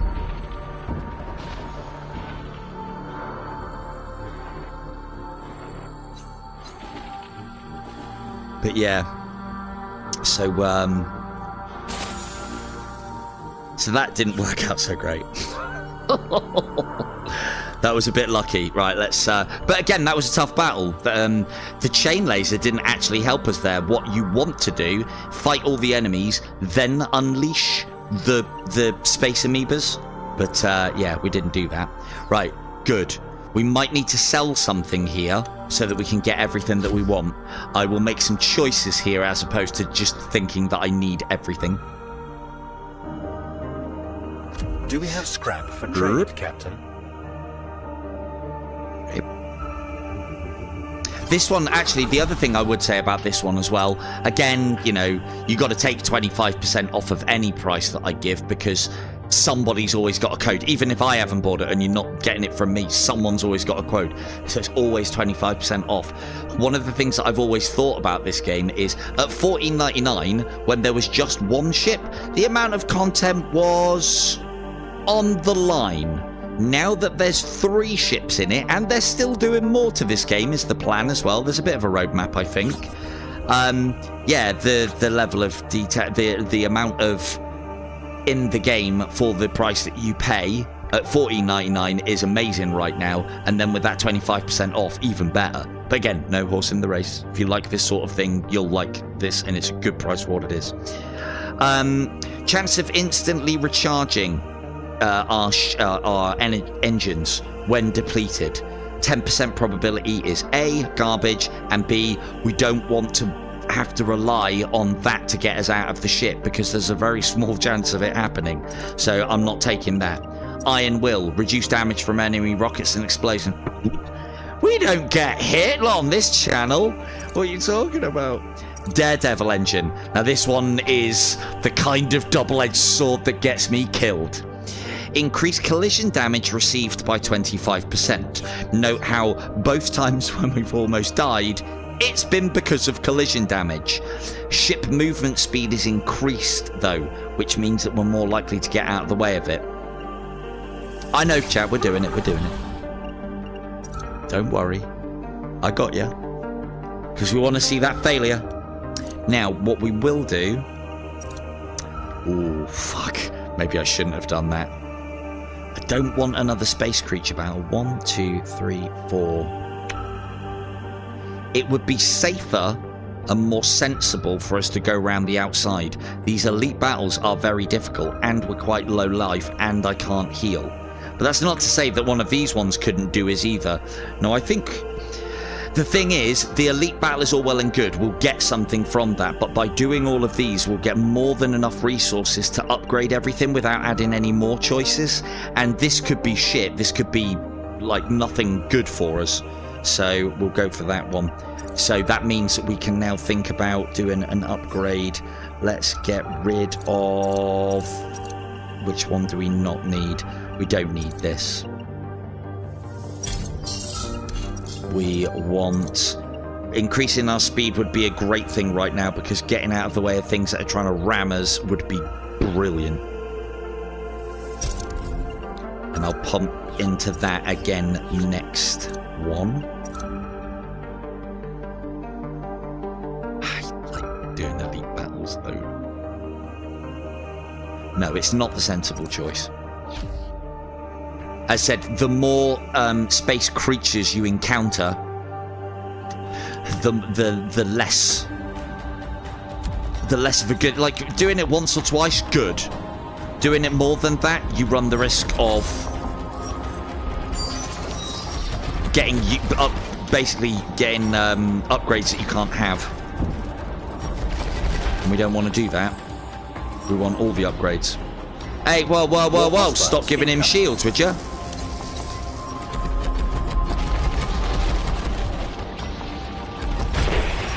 Shit. Right, we're not going to get that crystal one, so let's concentrate on that one. Drain their shields.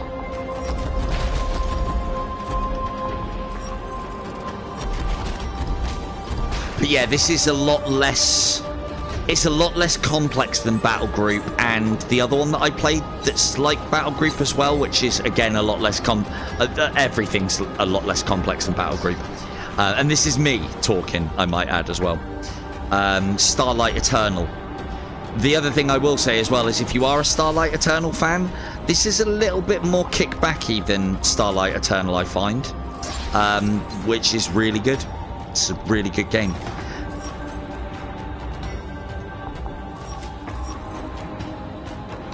But I suppose it's a different kind of game as well. It's a little bit more personal, I feel, because you don't have an armada.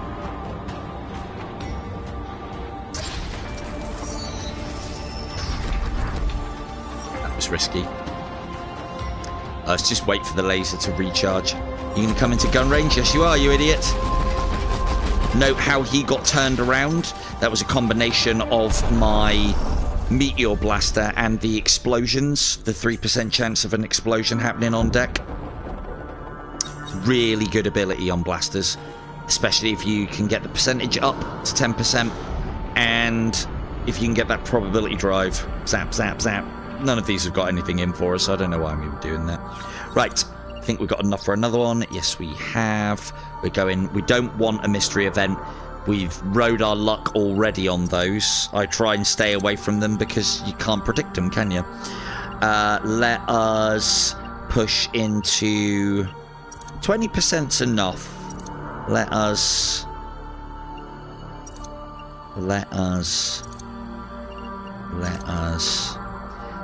decrease that reload time a little bit, then we'll push the last one for damage.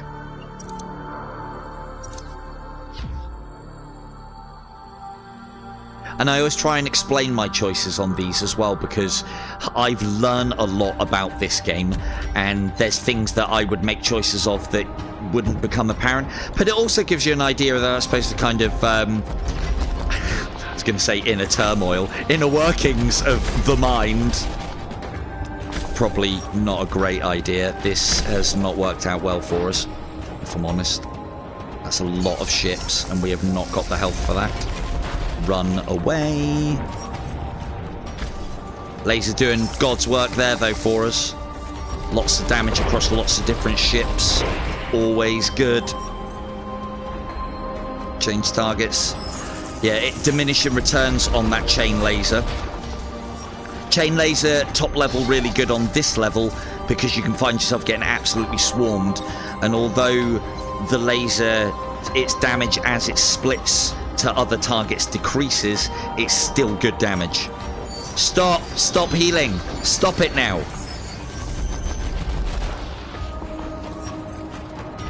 Yeah, talking of God's gravity as well, I wish I'd got into that a little bit more, but the only thing that I found, because me, Fawn and John played that not so long ago, well actually no, it was ages ago probably, and I thought it was good. 2 shield chips healing each other, pricks. Look at this. Ah, fuck off. It's almost as bad as mages on Light Brigade, isn't it? Resurrecting each other and healing each other, the pricks. Uh-oh. Let's get rid of them quick sharp, shall we? Right, we need to get rid of those shield replenishing ships first. But yeah, I liked Gods of Gravity, but I don't know. As I've got older, it's one of those things. I'm not as much into RTS games anymore because, I don't know, it's a bit quick-paced. I want my strategy grand and thoughtful, as opposed to, I've rushed you, you're dead now. That was back in my youth, Command and Conquer days and Dawn of War days. I've rushed you, you're dead now. Now it's about, yes, let us sit around the table and battle with huge armies.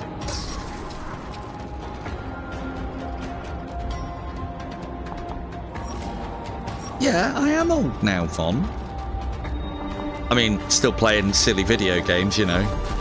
But at least I'm on the new frontier of technology whilst doing it, so that's got to count for something, right? Cool. We've got enough, and we've got at least one more that we'll get a decent amount of cash from. So as long as we save 50, we can get the Tinkerer's thing. Which means we can afford one more upgrade right now. Probably actually, I suppose it's doing us a bit of a favour. That's a really good one, but again, I'm not planning on getting hit anymore. Let's go with... Yeah, let's chain laser up to top. It is good for the M-Boss. As I say, 2's enough, but we're getting to the point now where we haven't got any other good choices, I don't think. So, oh, actually, no, these 2 sectors will get the 100, because when we visit the Tinkerers, we'll get 50 as well. I hope you're all keeping up with all of this mumbo-jumbo that I'm talking about. Probably not. I feel sorry for anybody joining us late stream. Won't have a sodding clue.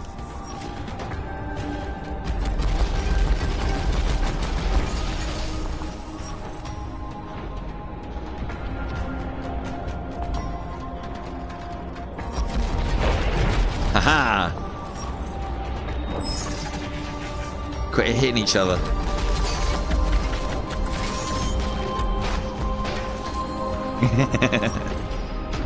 Does it ever stop? Is a more prevalent question, Von. Uh-oh. Those are the nasties. Make them your priority. Drop everything to deal with those. Except missiles as well, of course. Or, at the very least, stay very far away from them. If they're not boosting towards you, you're okay. Good.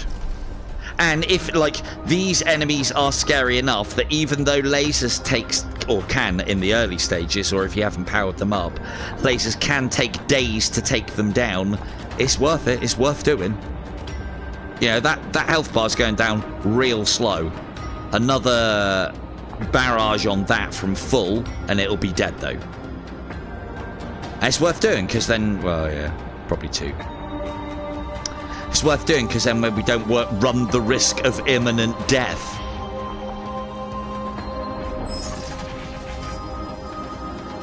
Well done, Captain. I'm blaming any hairy moments that we have had on the stream. Oh, look, dead. That's the planet baby that we hatched earlier. It's dead now. Think that might be someone in chat's fault. Oh, and look, the space whales, they're dead too now. Everything dies in the crystal zone. I think it's because of the purple sun, maybe. But there you go. And yeah, chat's fault, somebody in chat. Not Nob. Definitely not. Will you put it over there? Right, 200. We'll get 50 going in, which means we don't want to be spending... we can make our decisions after this. I'm definitely buying more missiles. Choose carefully, Captain. One more missile. Just one more. The sensible me should have bought health. Because this is a long and tough battle. This is the end boss that we're going to go and see next. Fucking idiot. What you doing, Silver? Bloody blithering idiot. Did you see that threat estimation from the map computers? I hope you are ready, Captain, because the excretion is descending. Is it now? Hello, right? Yeah, no worries, dude. We're not going to be... Oh, it's only 10 o'clock. I've probably got time for a quick run after this. Show off the meta progression a little bit. Yeah, nice one, Weebs. Cheers. Right, so we get a utility trader and a weapons trader. I want to speak to the utility trader first because I would love to get a autocannon, but it hasn't got one. We can spend our 200 on getting 500 towards our meta progression. Oh, thank you, Von, actually. I will change it over just now. Is that one dead? That one's dead. Right, let's just have a quick spacewalk. Let's get that one in there. Ooh, ooh, ooh, ooh. Let's get that one in there. Yeah, for some reason my PICO was half charged when I turned it on earlier. I don't know why. This is the mysteries of the dance. Right, there we go. Really should put my it's the, you know what the funny thing is, as good as the pass-through is of the PICO, I still haven't got into the habit of turning it on. I don't mind you guys seeing my room, obviously, but I still haven't got into the habit of turning it on. It's good, but it's not... No, it is good enough to look around. I just haven't got into the habit of turning it on to move around, and I should. And what's ruined me is the fucking quest in its black and white, grainy, stupid, bumping into doors thing. So rapid special, decreased recharge time, that's good for our maneuverability, but at 10% increase, not so great. I'd rather push into the speed one. Let's see what the weaponsmith has to offer. Volatile laser is very good. Missile guide system increases rocket speed and decreases lock-on time. Very good with heavy missile if you're doing the missile ship one. Laser reactor increases the duration, so we would be able to increase the time it recharges quicker and the duration. You kind of only want to go for one of those two unless you get given both, because yeah, you don't want to increase the duration, and because the duration makes the bar bigger and then it takes just as long to fill back up again. So you want to go for one or the other, in my opinion. We're definitely taking volatile laser. So what volatile laser is like our volatile cannons. I want to, if I can, get that up to maximum. Volatile laser is a 10% chance, if we can get it up to top level, of dealing an additional damage for every second that we are firing. And this is where duration is actually better than recharge speed. But we're always going to be opening the account on everything with the laser, and if we get an explosion on it, it does damage to hull or shield. So it's just really good. And then you've got, I believe it procs off with the chain laser as well. So yeah, it's just good. Just good. Let us get rid of something that we do not need. We don't need... I have got 5 of them, though. We don't need blaze missiles. Can we get rid of enough, though? That's the thing. That'll get us up to level 2. Oh, fuck, yeah. Right, okay, here's another thing. Drill ray. Now, we've spent a lot of money on that, and that's made us loads of money for this run. Another reason why it's really good is we now, at the end battle, do not need it. That's a free heal when you've unlocked that, and another 250 scrap back. We now have our 2 upgrades for this. So we now have volatile laser at top level. Scrap attractor. After the now we would get 50 when we go into the next sector to battle the boss, but we're not going to need money at after the boss. So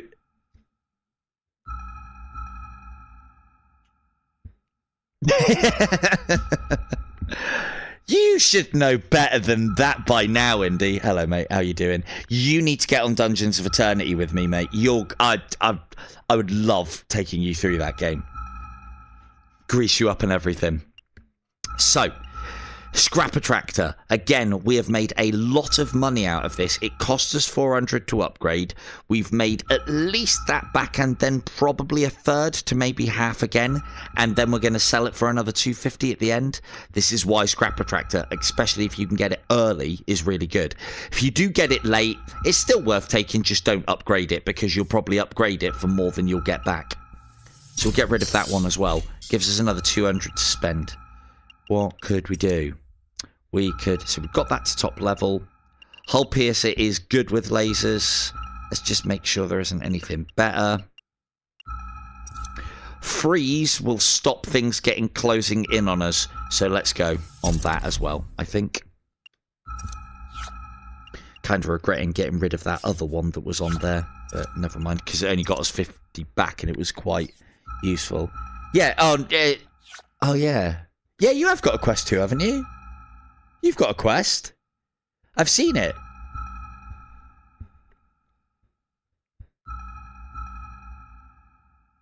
My purchase tree. Oh, right, okay. My purchase decision for the quest 3 is obviously I'm a video DJ on YouTube. Yeah, I'm a video DJ on the tube of you, so I kind of need it to keep my channel going. My quest 2 is falling apart. Well, no, it's not falling apart, because I've seen Indy's quest 2. That's fucking only just hanging in there by, what, sellotape, gum and dreams, I think. I've seen the state of his. And mine is overheating. Mine is stuttering. Mine's having quite a lot of problems. So that was kind of the way that I justified it. Is I've had it for like 2.5 years now and caned it, and it's feeling the strain. And yeah, you know, I worked really hard at YouTube, and I wanted to buy myself something for a change. I think it's just because of the amount of time that I've had. But remember as well, I put this unit through a lot of stress and strain. I'm constantly recording and I'm constantly streaming. And I know both of those things... put additional stress on the game. And then there's IDU as well. IDU has put a lot of strain on this headset, because there was times when I was playing that 8 hours a day daily. Well, maybe not 8, 6, because I had an elite head strap. I'd play it in the morning, Beat Saber, Pistol Whipped, and various other exercise games, then a bit of Siege of Heaven. Then I would charge it whilst I did some video editing, and then jump back on in the afternoon. And then sometimes, if the charging worked out well, I'd jump back on in the evening as well. So...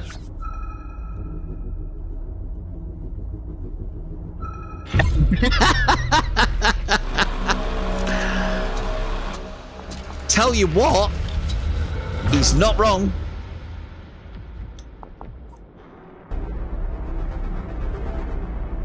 Yeah, it's possible. It's possible. It's possible, Indy. I've never come across I can't even fucking say it. I've never come across suicidal mics, but then I haven't played as many puzzle games as you, Indy. Ah, segue. Beautiful segue. Beautiful segue into that, I thought. Don't we think? Yeah. Look at this laser. Zap. Come on, target it. I don't want to get any closer to that thing. Now, this this boss is a prick. It does two things. It's adding negative traits to me as I level up. What the fuck? Oh, right, okay. I thought that was something different. And you'll notice as well, I'm also having to use my left hand to scan whilst fighting. You might not be wrong there, Opsa. Oh, shit. Get out of the way of that Space Dragon laser. Interesting fact, if you can get the boss and enemies into the path of that laser beam...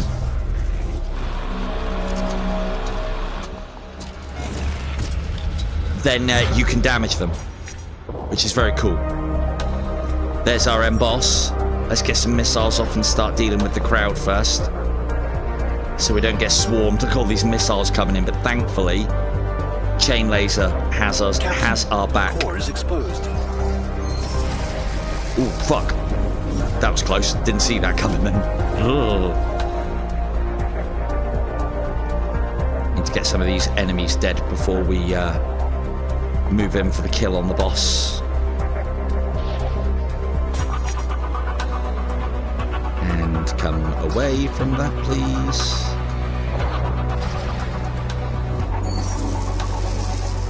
Now, one of the benefits of taking the enemies out at this stage, the boss doesn't do anything, it's relying on its dragon, on its space dragon. But one of the beauties of taking out all the enemies is you can sometimes get missiles back, and missiles are obviously a very powerful way to keep on its toes, or keep outputting the damage, rather. Why's my cannon? Has my cannon been disabled or shortened the range of? Oh, there it is.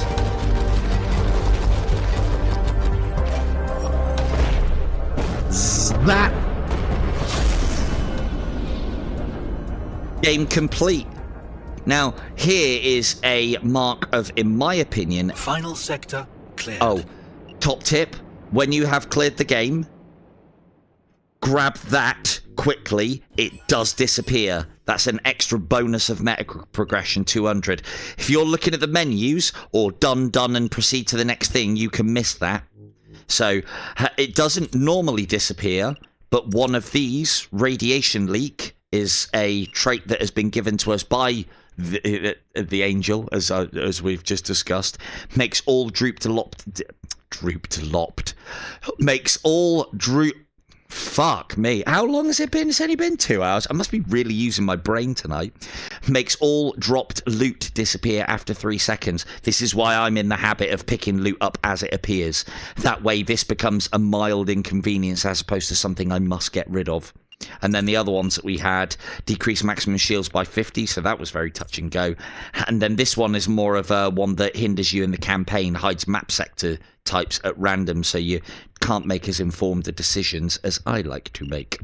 So, all done. We'll fly on to the next sector in a minute. I would love to challenge you to a puzzle game. I'm sure we can make that happen. But then the thing is, mate, I've seen what you consider a puzzle. Dungeons of Eternity could be a good puzzle game for us.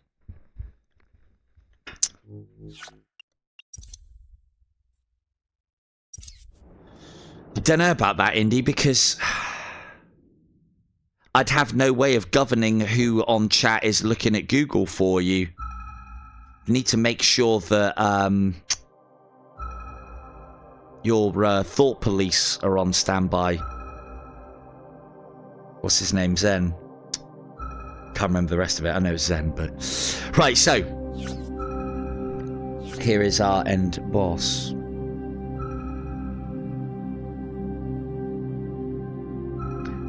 Oh, yeah, hang on. Yeah, I mean, yeah, as far as it... Yeah, yeah, another biblically... Yeah, it probably was biblically accurate. So... I'll talk about it in a minute. Let's get the ending done, because I've got things that I can be working on. You have proven yourself worthy of my attention, but hardly my respect. You are in my digital sanctum. I know. Liberate tutte me exil veris? Yes. So, one thing that I think is quite a good sign of a roguelike roguelite is if you are able to complete it without any of the meta progression. Because then that means that there is at least some kind of skill element to it. Not like tooting my own horn or anything, but you should be able... A game shouldn't be impossible the first time you attempt it. Like, for instance, IDU, you can technically complete that game without a single achievement. The achievements are technically the meta progression. You can go very far down the cycles. I'm trying to think of one... I mean, you know... Average person who plays the game first time will probably die on their first go through. I skin of my teethed it. So, yeah. But there you go. Right then, you have proven yourself worthy of my attention, but hardly my respect. You are in my digital sanctum. What does that mean, and how can I understand you? You need to pronunciate better. Let's be sassy with it, shall we? Oh, one of the only ways that I've found to move that a little bit further back is with your face. So, I have transcended the need for words to convey my will. I will let you continue your coiled journey. I expect a better effort next time. Say fucking what? I did that without any of your fucking meta progression, mate. Any. None of it. Next time, am I not done? I will not dance to your fiddle, like I've got a fucking choice. My analysis of you is not complete, thus you must stay in notion. I'm going to figure this out. I foresee a moment when the churns of time come to a glorious end, but you do not strike me as the one initiating it. We'll speak more on your return. Are you fucking serious, mate? I've done this game. I'm going back around, aren't I? So, it's one of the things that I do like of the story of this game is, as you figure more and more out about the game, you find that you are stuck in a time loop. And what better engine for there to be a game that has continual replay of the same thing than a fucking time loop, right? You know, what's the reason why we've got cycle play in IDU? The devs couldn't be fucked making more levels? Probably. The Pandora has been unlocked. That's the other ship, one of the two others. The Pandora has been added to the... I just told him that. We acquire a key, so not only is there meta progression in regards of upgrading your ship and the game in general, but you also kind of upgrade the story as you go along as well. You use these keys to unlock elements of the story. That was an intense experience. from a mass of calculable input perspectives. I have analyzed a small packet of information leaked through a sub-channel. I know, right? Massive amounts of input. It is located in the restricted section of the data files. Please review it at your convenience. I believe we can use the newly recovered decryption key to access it. I mean, I'm not going to show him it. I'll get to it as soon as possible. So, game complete. But it is over. We have barely scratched the surface. We've been playing with probably 1/3 of the components within the game. We've been playing with half of the defects. We've only played with one ship. It's been well underrated. And now... Are you ready, Captain? It would seem there is plenty more to this mystery. We need to add threat to the game. So you choose what threat, but you can only add one at a time. Launching a new channel. Oh. Gonna have to see more of you waltzing through parks being a bit of a camera sex pest. They're enjoyable, mate. No, do them. I like you with your camera. It's good. It's nice. It's probably one of the few times that I actually have to listen to you without just talking at you. So, 25% less scrap from enemies. This happens last. I like my scrap. Shops only sell one item. No! No, that's the last one to go because I like shops giving me lots of things. Begin journey with 2 defects. This is a hard one. Plus 10 shield on all enemies. That's not too bad. And plus 25% health on enemies. That's not too bad. Plus enemy gun damage. That's not too bad. Plus enemy laser damage. That's the one of the last of these to go through. Because obviously shields with the thing. And then you have also the ability to upgrade the second emboss. And basically smush. Because I know Von likes the word smush.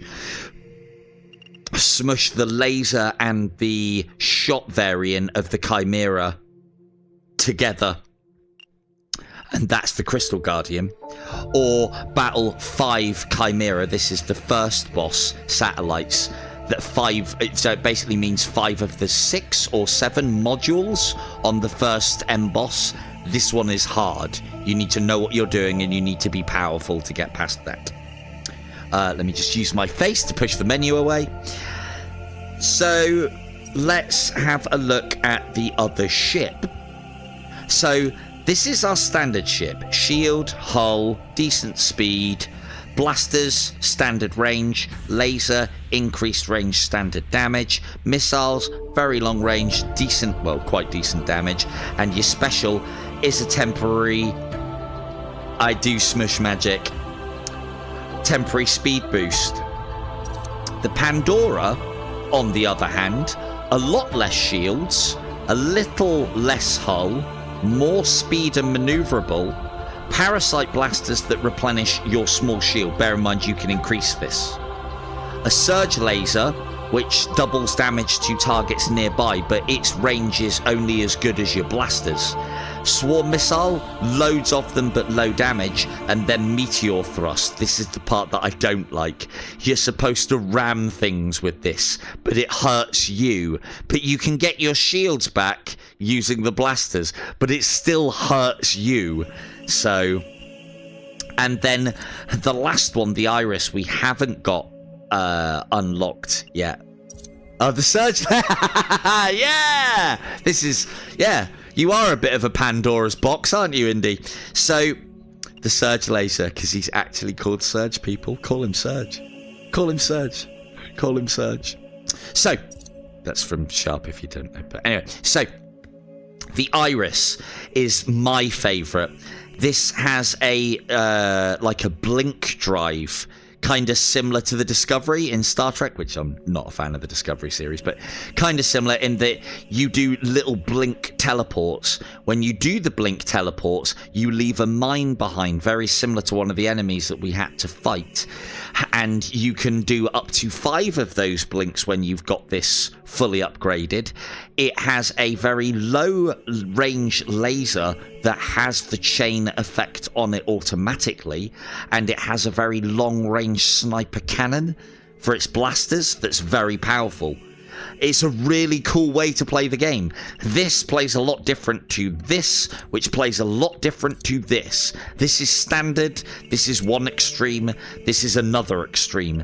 And then because they're extremes, what is good upgrade for this is garbage for this, and then some of the things that are garbage for the standard are really good for this one, or really good for this for that one. You can also play dress up with your ship as well and get some colours. There's only one colour that we're getting, and that's the red and black ship. They put that in there specifically for me. They didn't, but I'm going to say they did. If I have... No, oh, sorry, mate. No, I don't have Alvo. I seen that you're trying to complete that, though. I might make a point...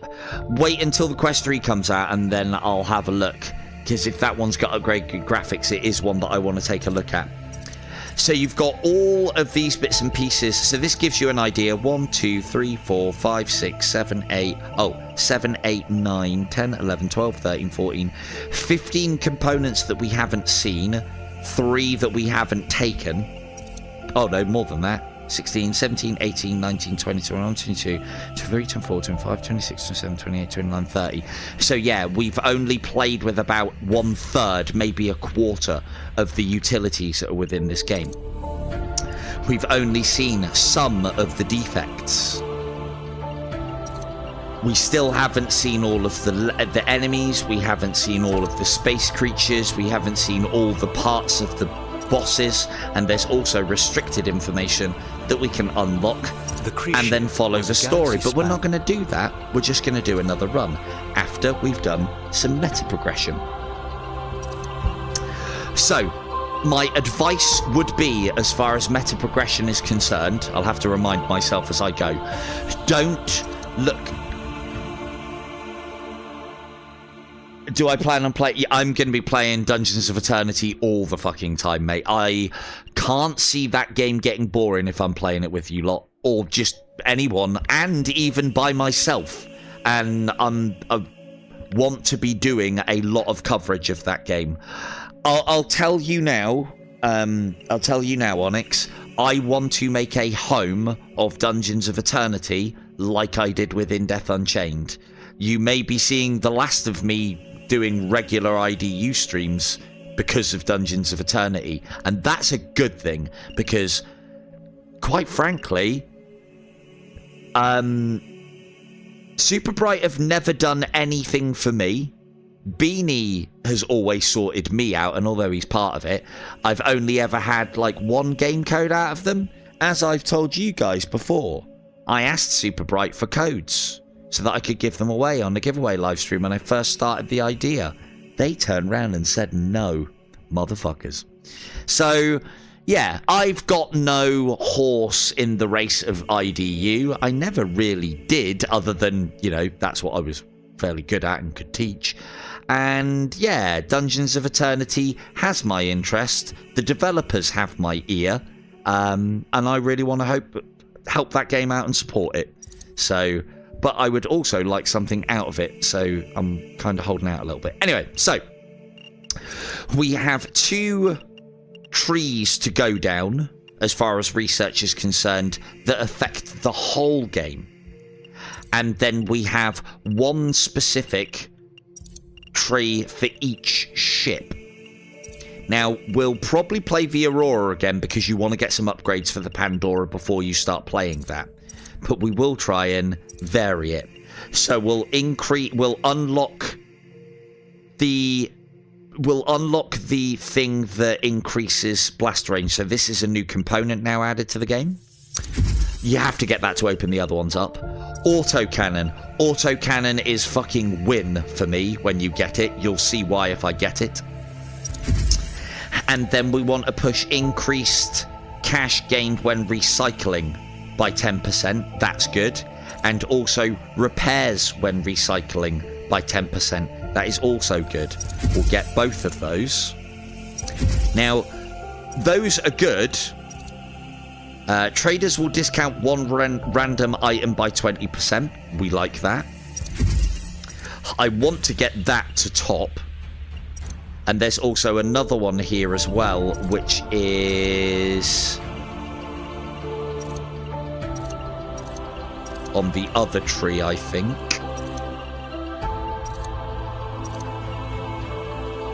These ones. Adds a chance of looted items being level 3 to 15%. That procs off more than you'd think because you're constantly being offered lots and lots of choices.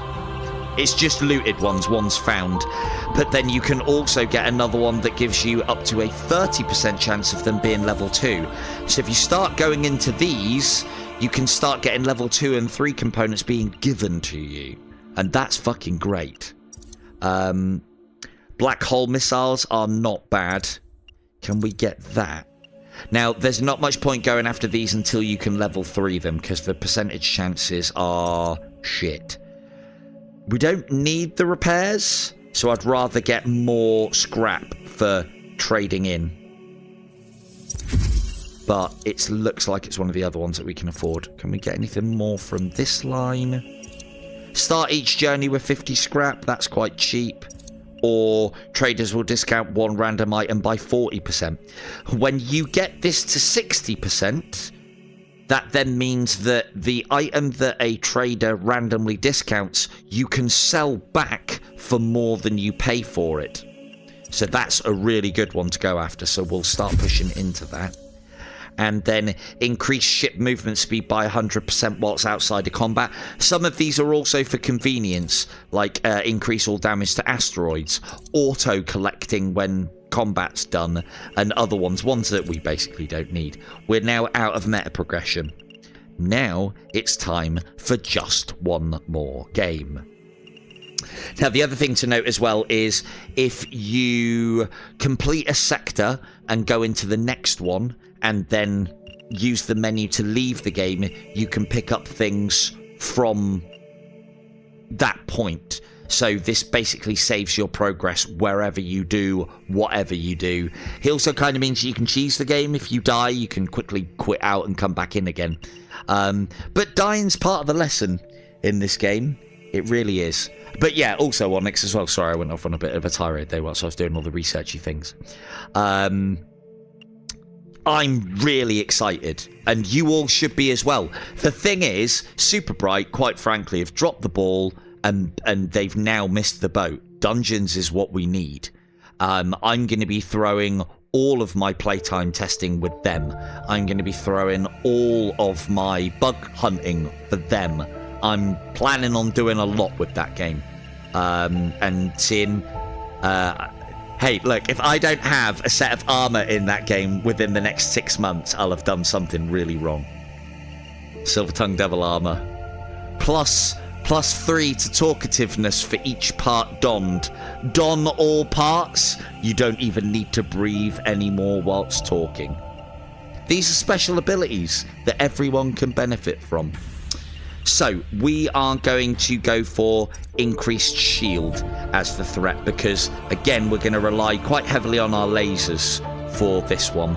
Now, you can't add multiple threats until you've done one. And to be fair, when you're playing through, you don't really want to. You want to go one at a time. You want to trickle the difficulty in. When you start getting to about 5 or 6 of these, you need to have a decent level of meta progression to stand a chance.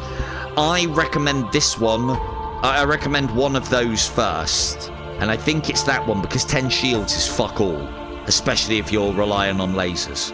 So you also get more meta progression for each one, you know, an additional percentage chance for each one that you add in meta progression. So you want to be doing this because it increases the speed at which you get the meta progression. So, as I said, just one more run. Now, you can get a run done, because there's a timed event. You can get a run done in about 50 minutes. I can do one in about 40. But the energy wave from before just hit us again. Did it? Negative. Data suggests it was the same exact wave, like we were never hit in the first place. Oh, so we're back to Liberate May then. Okay, cool. Impossible to determine. Setting coordinates for the mystery signal. Hostile ships incoming. We're going, we won't need eyes to see. Right. That's enough lines from a film that has no relevance to this.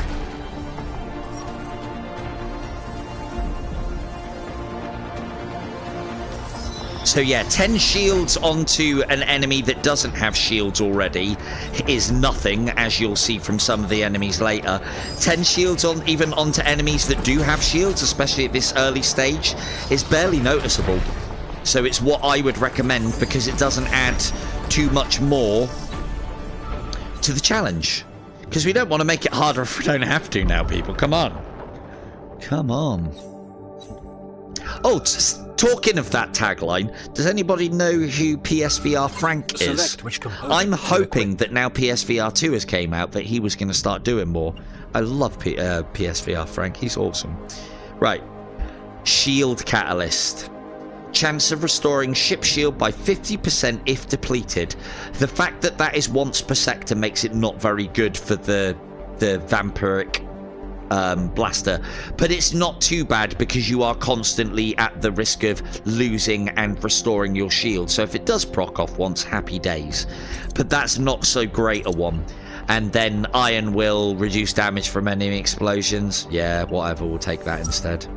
I don't think the other one's very good. When you get it up to top percentage, it's not bad, and if you can get the probability drive on top, it's not bad also. Now, here's the thing. Mystery event, normal with a player ship, which will give us a free, basically, upgrade from somebody who has played this game and died, and then an elite battle. You better believe we're going that way. Ooh. We ain't equipped for it, but we're going that way. The autocannon in this game that I get hard for is basically an additional blaster on your ship that you can get to fire at about the same rate as what you fire your normal one. And it also benefits from all the upgrades that you get for blasters. So, and it works independently and automatically. So you can't make it target, it's just basically DPS. Straight up more DPS. And you know what I say? Some of you, yeah, see, that's 10 shields. It's nothing. Because those don't usually have shields. For those of you watching me chatting with Shui, Power on VR, when he was playing Vampire Survivors. It's all about that DPS in these sort of games. That way you can stay ahead of the curve. And for those of you who don't know what DPS is, because you might not be a fucking nerd, DPS is damage per second. Do you have to have a check sometimes? And sometimes destroy the big ones, because there can be ones, if you don't be a space baby and crawl round, there can be ones hiding behind the bigger ones. I think we're good there. Right, let's go and get this one, shall we? So yeah, normal sectors, little blue rings, don't normally have any rewards. They've usually got a good chance of mining, as he gets to one where there's no mining, obviously. Standard.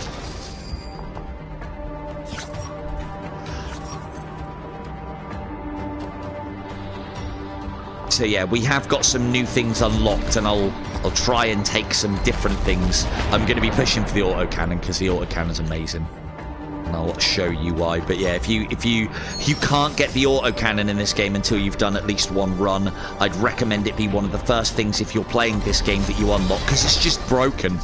It's just, well, it's not broken, it's just good. It's just really good. And it also helps you out a lot as well if you're new to the game, because it's doing a job for you. Ooh, slow down. Up, up, up, up, up. That ship, it looks similar to ours. Doesn't it, though? I do not possess any records suggesting other UNE crews operating this far out. Oh, really? Strange. Strange. So what you're saying is it's one of our lot. Salvage! Let's loot it. Thought we were supposed to like tractor, you know, downed allies back to somewhere to, you know, maybe dispose of their corpses in honor of a faction. Now just leave it there and loot it, it's fine. Jack's Bond, one of the best upgrades in the game. It takes 9 sectors at level 1. That decreases the higher level that you get it at if you are lucky enough to get it at a higher level with the meta progression from later on. Jack's Bond is one of the best things in the game because once it unlocks, once it hatches, I don't know, again, Weebs or Weebs, if you're not Weebs, sorry, Norb, if you're watching this, I would actually like to know what this is about. I don't know who Jack is. I don't know what his Bond is about. I'm sure he's a character in Stellaris that, you know, maybe a fucking parasite or a symbiont or something. I don't know. And there you were, our favourite little guy. We love you to bits, your mother and I. I don't know who Jack's Bond is. I don't care really, but I'd like to know. It's one of the best ones in the game. When this unlocks, if you then upgrade it full, it gives you plus 15% of everything. Damage, shields, health, boost, speed, and weapon damage as well, I think it is. I think it's all of that. So that's a really good one, that is, but we have to travel 9 sectors before we get it. The worst time to get Jack's Bond is like just before you're going in for the end boss, because it won't unlock. But yeah, it's a good one to get early stages. Right, now this is going to be a hard battle, so bear with. Any good stuff? No. It shouldn't be too hard, actually. Just gotta keep moving. And slow time and fire. Again, for those of you wondering if you've played this, how I'm doing that, use the navigation button on the other controller. That puts the game into slow time but allows you to use your fire trigger as opposed to the right trigger. Normally is fire when you're not navigating, but is navigation waypoint when you are in navigation mode. Very, very powerful. Oh, that's a free missile. Let's fire that one off and collect that one. I think that's a missile. Nope. Wasted a missile. Happy days. Shit. Won't be getting that back anytime soon, guaranteed. So slow and then... And you can literally dump, if you're quick on the trigger, you can dump all of your shots instantly on them by the time the slow time finishes. So you can add your own sound effects if you like. I know I like to. Boo, boo, boo, boo. Really good on these ones that are trying to ram you. Because obviously if you can kill them before they ram you, then that's a good thing.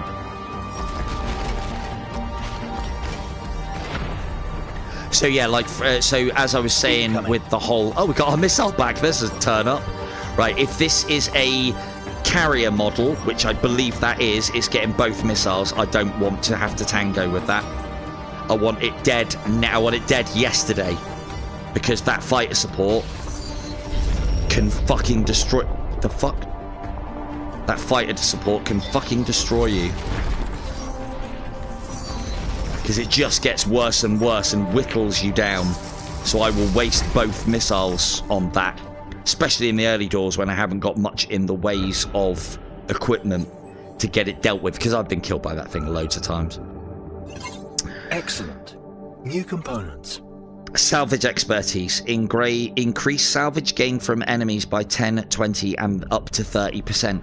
Now this one is okay, again, if you get it early, but we're going to have to put a lot into it. Volatile laser, however, is just going to make us better. And I think that's the one that we're going to go for. I do like salvage expertise, but in my experience, 30% of the pittance that enemies give you is not really that good. So, and volatile laser is just very good if you're using lasers a lot. So I think we'll go that direction. Try and level up that laser very quickly so that you can see it in full effect early doors. May have been the right choice. I do like trying to out-economy the game. It saves you, as I said, having to make choices. But then, you know, sometimes you just gotta live a little.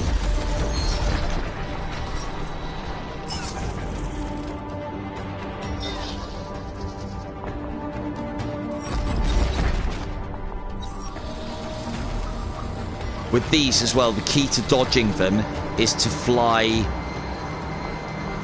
away from them. Sorry, not away from them. Fly out of their path. So if it's coming straight, go perpendicular. That's the word I was looking for. It's got parallel. No, it's not parallel. Perpendicular to them. The other way of their flight direction. Or the, yeah, perpendicular, I think is the correct word, probably. Like, he's coming straight at me now. I don't want to fly at him or away from him. I want to fly to the side of him. And even at normal speed, we should get out of his way. And then we can just hose him down with the blaster. Sound effects go pew, pew, pew, pew, pew. There you go, see? Easy. If anybody does use the... Because I haven't seen anybody talk about that in any review or any instance of the game that I've seen people playing it or whatnot. So if you do like to use the slow time cannon blast technique, which is Silver Tongue Devil patent pending, you need to make the sound effect. It goes pew pew pew, but high pitched, obviously. Do it for me. So yeah, again, as I was saying with the little sun hiding behind there, I don't think that's Earth. And again, it's decent music. It's very atmospheric. When it's upbeat and heart racing. The rest of the time, it's nice and calm and soothing. Nice little game, like very nice skyboxes. Right. Next sector. So we jumped here before we started making our upgrade decisions, so we can see what we've got to look forward to before we start thinking about spending money. I'm gonna go, yeah, we'll go that way. We want to get these elite battles because we can handle them. We can handle them. Hope we can handle them. So we're gonna only do that once. Yeah, nice one, Onyx. Yeah, so like it's 10 to 11 for me, and my headset is very, very warm. Now that's the PICO, and this is new. The Quest gets ridiculously so. So yeah, that's the reason why I'm getting the Quest 3, and that's what I'm sticking to. Ooh, what's this one? SOS, we are under attack. We are a trading vessel. We are not equipped for combat. Requesting assistance. Of course we will help. This battle used to be really hard. Less talking, more blasting. There's a big bounty on your head too, human. We'll get both of you and get twice of rich. Sorry, I skipped a bit of dialogue there. I don't know what race this is. Nope.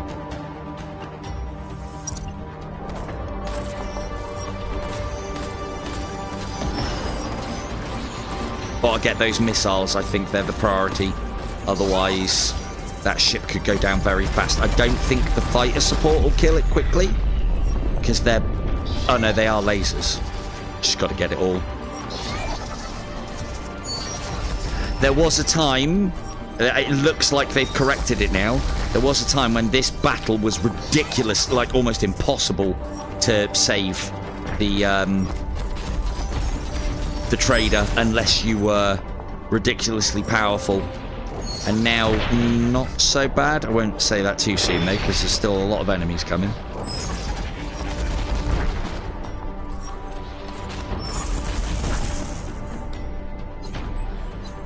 Ooh, there's still more. Yeah, that's bad. That's real bad. One of those rams him, or two rams on that, and he's probably dead. Patent pending. Slow-mo. Pew, pew, pew.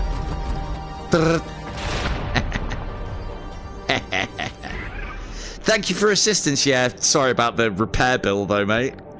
These pirates have made travel very difficult in this part of the galaxy.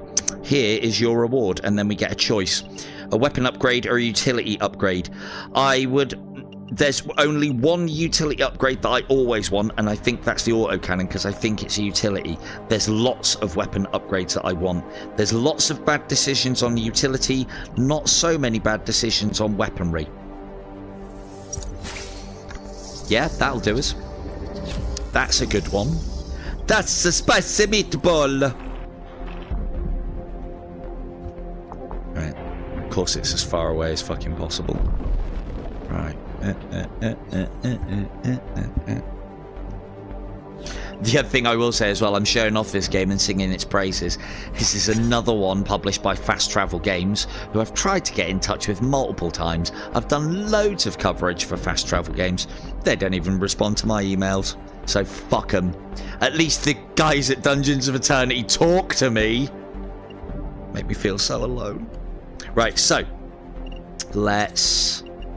we are going to be going into a hard battle, so I would like to have this fully leveled. Note as well now, we can sell for a lot more and get a 10% hull repair for free. We weren't getting that before, and we were able to complete it, so we should... Can't do quotations. Should be perfect.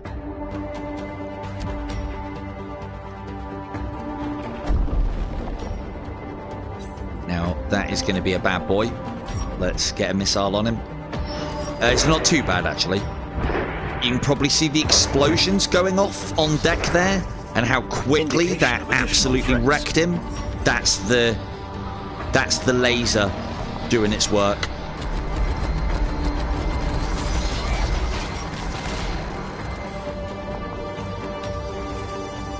Well, I mean... You say laser. You say laser? No, you didn't say laser. You say violin, Von, but, you know, you're part of this journey too. Get them games. So maybe trumpet? Possibly horn? Well, not that kind of horn, Von. Come on now. No time to relax, Captain. Right. Oh, yeah, that's another. So that one's definitely a carrier. We'll get one missile off, and then we don't need two. Volatile laser should do the business. Yep, yep. Lovely. More laser. Close the distance. Speed in. Blaster, blaster, blaster, blaster, blaster, blaster, and run. Kill it quick. Ow, my shield. Right in the shields. Hyperdrive operation. There we go. That was better. That battle, or a battle similar to that one, almost killed us last time. So again, all of the events and the arenas and the bits and pieces are procedurally generated. You'll see the same sometimes. Probability drive. Increased likelihood of all probability-based effects to trigger by 25%. Not so great to begin with, but better as we level it up. So now that we've got the laser, so this is good with the laser, because there's a 10% chance that it will trigger. We'll now be adding another 25% chance onto that 10% chance, which means that this procs offer, I think that works out at 12.5% chance. When we get it up to 75%, it would then mean that there's a 17.5% chance of this triggering. And so if we then start pushing into more weapons that have percentage chances of working, this is very good for us. Hope that math lesson was called for. We've got a battle coming up next. Let's make things a little easier for ourselves. How far are we off of that? We want to basically save 400 for when that pops. Let's upgrade the probability drive. And carry on.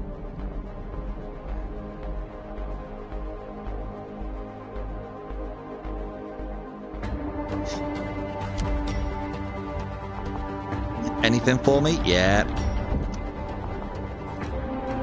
Again, I mean, to be fair, the laser's always the more convenient because of the range. But again, as I said, always use your laser for blasting the asteroids, because it just gets you into a habit that will benefit you later if you get that space whale upgrade. Because the blasters do take the asteroids down quicker. Oh, that laser's procking off. Nice! Who needs blasters? Boom! So the other one that will work very well. Ooh, look. Look, see? That's about... What do you reckon, Von? Same sort of size?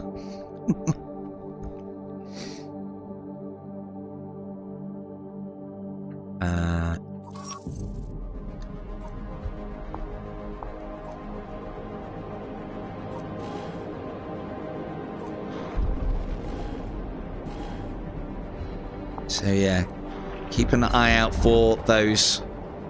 Keep an eye out for... Thanks, Ron. Keep an eye out for... With friends like these, eh? But keep an eye out for those big asteroids, because, yeah, they're worth some coin. And again, out economy... Oh, there's one down there. Sneaky little boy. Sneaky, sneaky. There are upgrades that allow you to increase the number of waypoints that you can plot as well, which again, if you are struggling with the game, are good upgrades to take, because they mean that you can put your ship to work whilst you, and keep it being maneuverable whilst you are doing the weapon systems side of things. God, that makes me a bit dizzy. Wee. Whoa. Don't like that. That's like smooth turning. Ugh. Who does that? Right, so. Lots of people as it happens. It's just me who's fucking weird. So. Mystery event.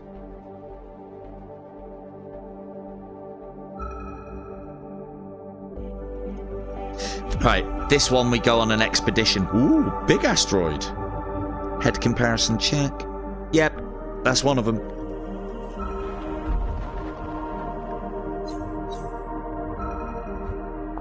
Again, I'd love to have done a tips in 30 ticks on this game. I got loads. So many.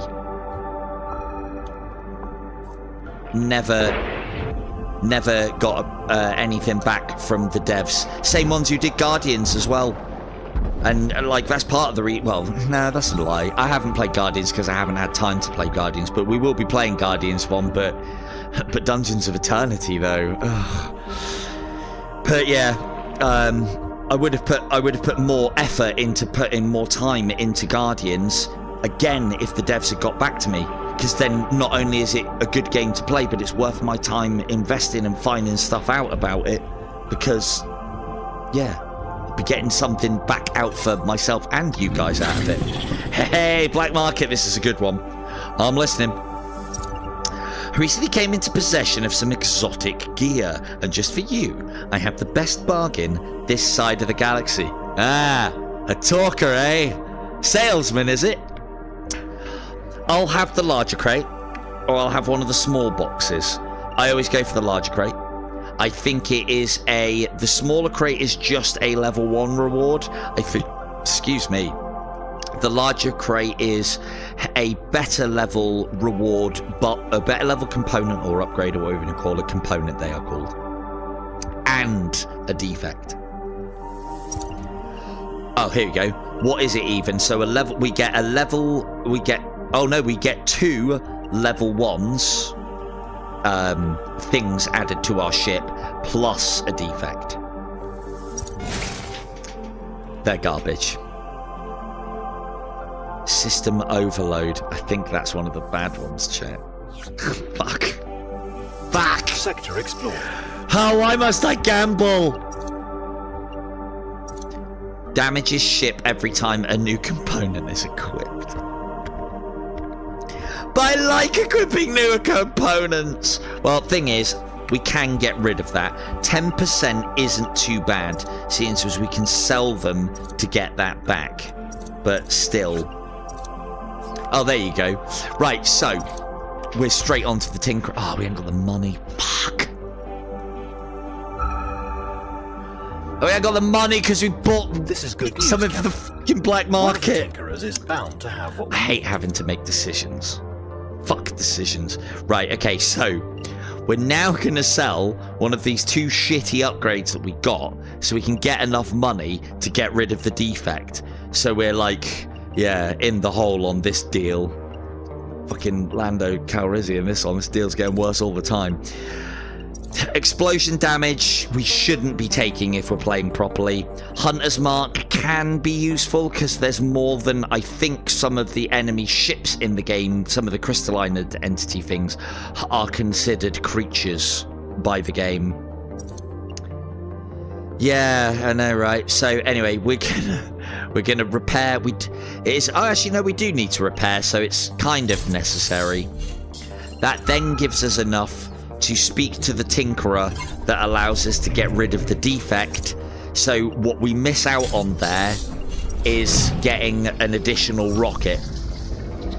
But we're not gonna, for that reason, we haven't got any reason to push into rockets now.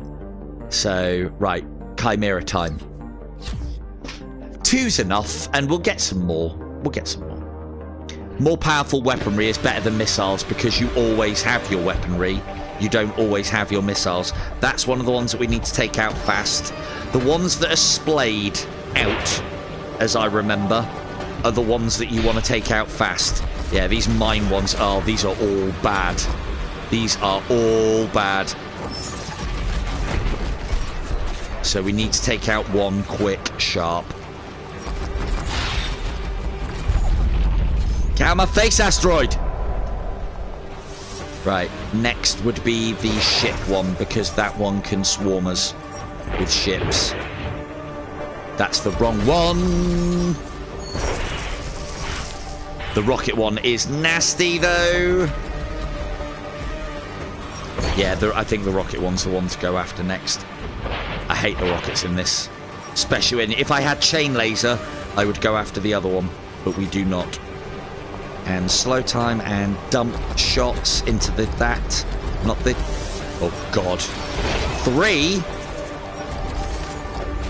Need to get rid of that now. Die! Die! Die! Good. Right, now we'll get rid of these. Shit! Ow!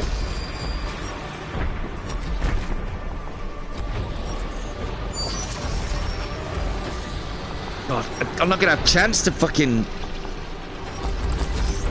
It's not letting me. It keeps on spawning too many ships.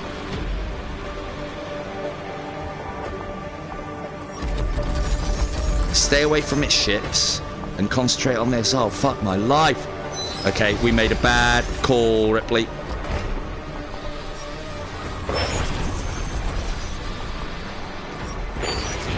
Oh, God. Have I got any missiles? No, shit.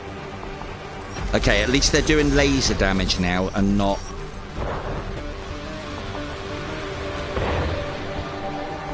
And not hull, not blaster damage, so that's good. Right, okay, okay, new strategy, because that's not working. Okay, some of them are doing blaster damage now, though. That's got to go. That's got to go. Right, fuck this guy. Because it looks like it only spawns a fresh set when all the others... Nope. Fuck! Don't think we can kill this thing quick enough.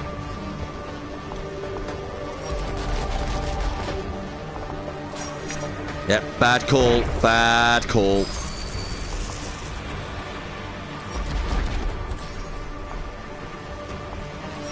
Oh, God.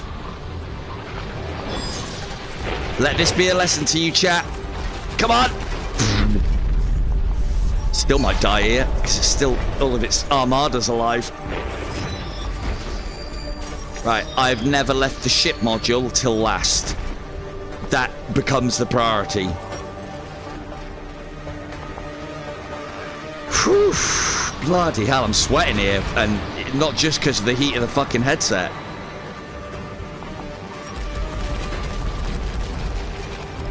That was almost massive amounts of egg on FaceTime.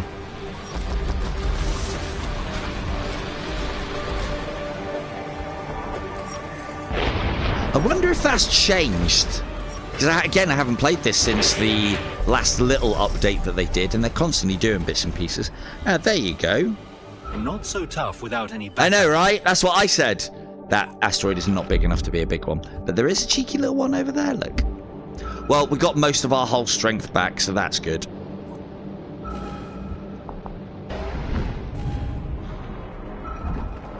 Yeah, that was almost fucking nasty. Do we get any missiles back? Nope. This is part of the reason why, as I've said previous, I try not to push into missiles. New components. Unless I have to. Oh, for fuck's sake. Move back. Use my face. Anti-laser plating. It actually isn't bad if you're struggling, because anti-laser plating is better because it keeps your shields up longer, which are the things that replenish. So it adds to your shields, kinda. But I want to be up in damage. So we've already got volatile laser. Let's add volatile blasters to the equation, because that's been doing work for us. You may or may not see, I don't know. But and money-wise, we are broke. Next sector before we make any decisions. Hopefully I don't. Hopefully these are all garbage, so I don't feel bad not getting them all. I hope we can make a good deal or two, Captain. Of course it's born now. Fucking game. Too many things to spend money on. That 30% salvage is looking awful good right now. Right, so Jack's Bond. Increase ship speed, blaster, laser, rocket, shield, and hull, all by 5, 10 and 15% respectively. When you get Jack of all trades, you push into nothing else but Jack of all trades. That's your priority to upgrade to tops, because it doesn't matter what you're doing then, it's just good. All of these are shit. That's good. We will take that because we can sell it for the same amount that we're buying it for, which then kind of gives us like a little reserve of health between stages if we needed it. So we're buying it here for 60, and as you can see, so that was this one, we can sell it for 60. So you always want to buy that. When you get it to the top level of discount, which is 60%, you can actually sell the one in the shop that's discounted for more than you buy it for. So you then always buy it. And then it sits there as either a 10, or if you've got it up to full repair thing, a 20% like heal on the back burner. So Jack of all trades needs to be upgraded. So you'll see that our hull's gone up a little bit. You can see another segment. That's to show that it is more than it's starting. And then we've got another segment on top of the shields, again to show that we have got more shields than it's starting. And no missiles. Beautiful. You know we're going for that elite battle bow.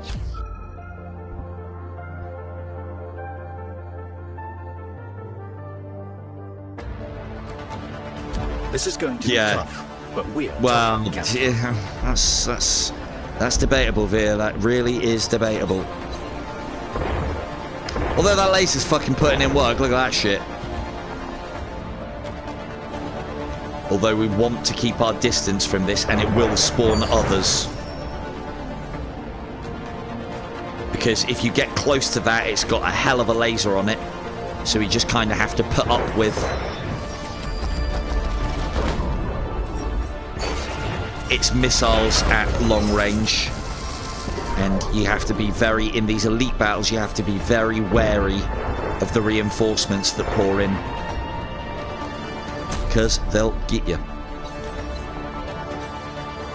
That ship as well, I don't know if it is classed as a creature or not. It's one of the ones that I think might be, because when you kill it, it kind of can sometimes give birth to a space baby version of itself. But it doesn't look very organic ship-wise. But yeah, on the Babylon 5, like, you know, I could see myself fighting the shadows here as as Earth Defense Force or Earth Force or whatever it is, Navy. Going up against the Narn and the Centauri. Well, who am I talking about? I want to be a Centauri. That hair! Oh, that hair!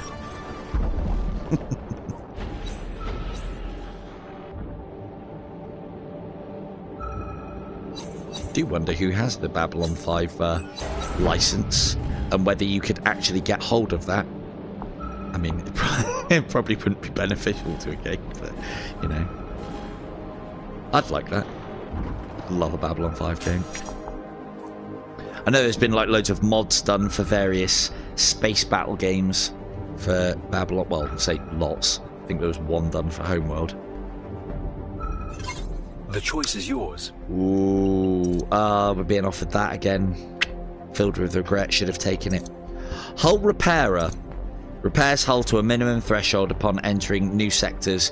Again, if struggling with game, this is a good one.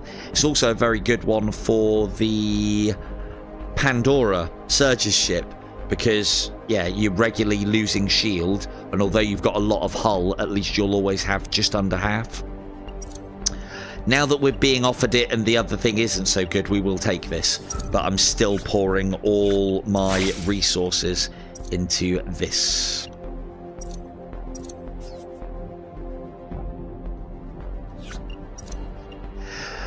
Fuck mystery events. Hopefully you can see why now.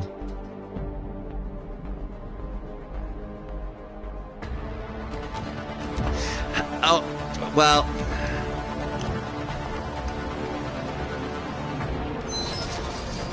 Technically, having looked at that now, because I did hear you say that earlier when I was being destroyed by the boss bomb. Now, you are right, Ripley wouldn't have made such a bad call. But if you know your aliens, you know that it wasn't Ripley that said that and made the bad call. It was my favourite character in Aliens, Carter Burke. Such a champion, such a hero. Well done. That scene in the medical bay, you know, where he like runs through the door and locks it behind himself in an attempt to draw the aliens away from the Marines to him. Such heroics from a company man of Weyland-Yutani. It really is. It's unlike them, you know, unlike them. Hey, you know, he wasn't gonna do what they said he was gonna do about, you know, impregnating Newt and Ripley with facehuggers whilst they were on the sleep back home. You know, it isn't that kind of guy. Unsung hero, Carter Burke.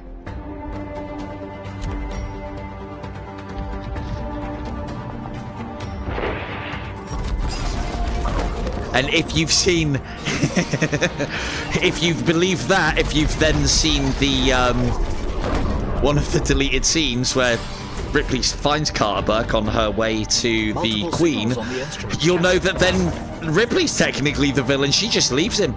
She could have easily saved him. Easily saved him. Leaves him.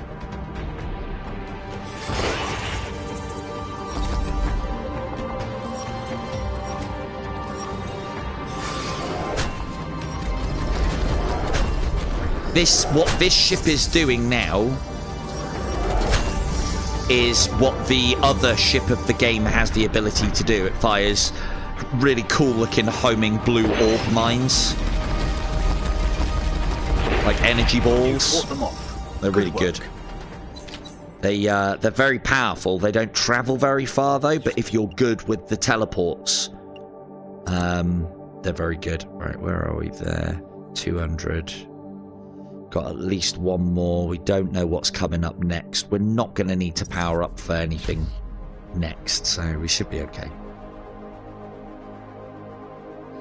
Ken, I'm holding on to my resources before making any decisions, because this shouldn't be difficult. Famous last words.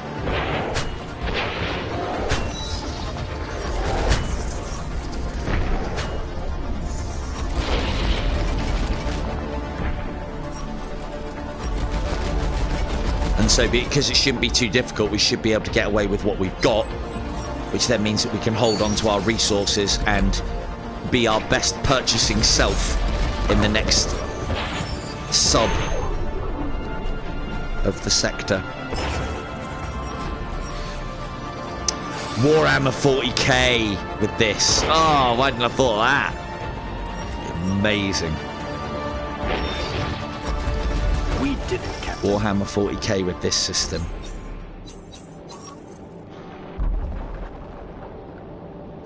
As said, maybe Stellaris was part of Fast and Travel's holdings, or the company that because it wasn't Fast Travel Games that made this, I don't think. I don't know, I didn't really pay much attention because they weren't speaking to me. We will have a look at that, but I wanted that elite battle. I also do not want 2 space creatures. We haven't had many yet.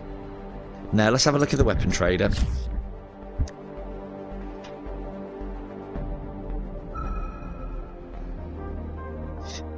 Incoming hail.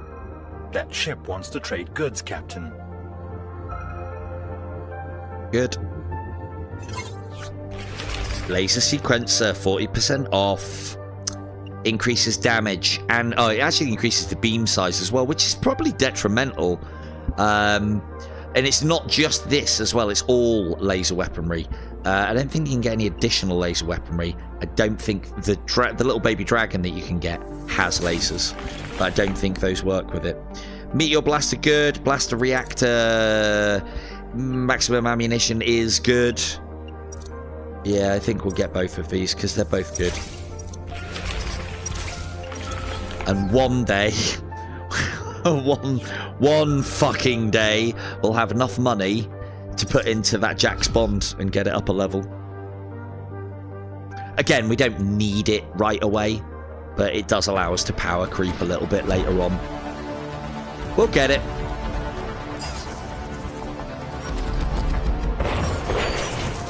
So more ammunition, as you can see, is giving us, for the blaster, gives us a longer sustained fire, which is actually very powerful based on what I've showed you all with the whole slow motion paint pending thing, because then you can store up a lot more and, well, show you. So you can do stuff like that, and then that, and then slow time, and then spread it between them and probably kill them both. Or almost. Lovely. Sorry. Pew pew pew pew. The technical term.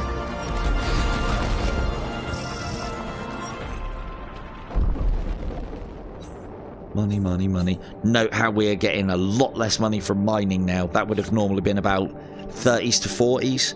So that's how valuable that one is. That it's just because we haven't got the upgrade, not because we're, you know, not using the right things to mine it. Again, out-economying out-economying any sort of game that has an economy in it. You know, it worked well for me in Resident Evil 4, it worked well in Into the Radius. IDU doesn't have an economy. As soon as you're past your first cycle, shops, money in shops is completely irrelevant.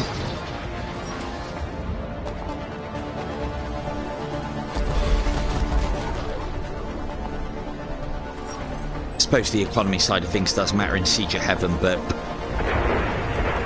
side game.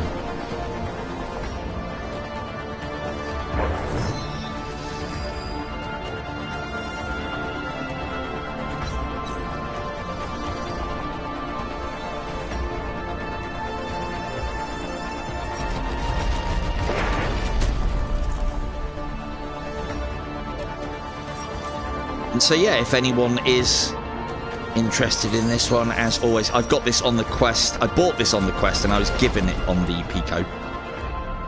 PICO version superior, simple as that. Looks crystal clear.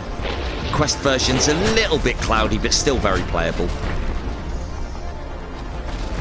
Obviously, it's the lenses and obviously the extra processor power. It's a nice looking game on either though. Very well. Say nice, it does the job. The skyboxes are good and the graphics are clean. Doesn't burn my eyeballs out of their sockets. And I'll, if I remember, I'll drop the 25% link for the quest version in the comments. Or if you need to go and get it right now, if you've in our Discord, it's in the Money Off Games section.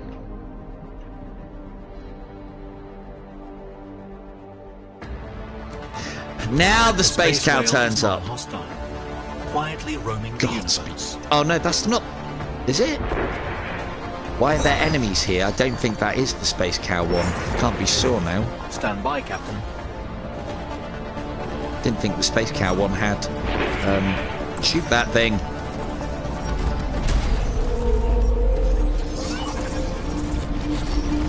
Oh god, get away from that. That hurts. Cheers, and gone.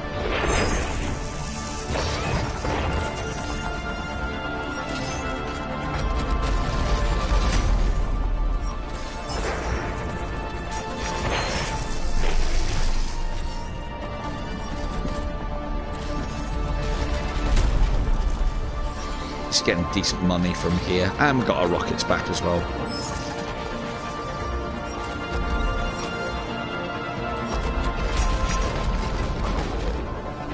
But yeah, as I said previously as well, rockets are great in this game. They can put a lot of damage down very quickly. But the thing is, as much as I would like to build a strategy, a viable build around them, you can, but you can't really get a reliable one until much later on in the meta progression, which is a shame, really. Because there is a upgrade that you get very much later on, missile factory or something along that lines, and it just basically gives you a percentage chance of being given a rocket, and you can get it up to 75% chance, and then obviously the probability drive can kick in on top of that as well. I need to upgrade that probability drive. Fuck me, Jack's Bond's never going to get upgraded at this rate.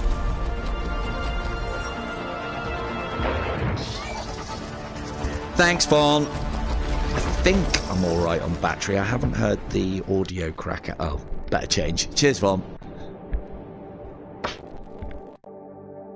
Yeah, I'll get this. I wasn't planning on, but I'm obviously well into this game, so I want to get this run completed. I could just come off.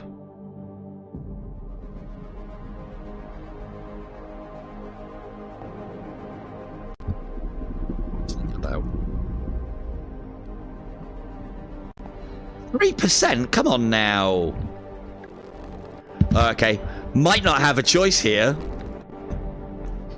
Should be okay. I think my battery should be charging at a faster rate than the headset is using it. But again, this is streaming for you. Absolutely Kane's games. Yeah, increased mining when destroyed. So we probably won't push into that because it won't be worth our while. 400 into that at this stage when we're halfway through the game. There's just not as many asteroid fields to go through. Tinkerers.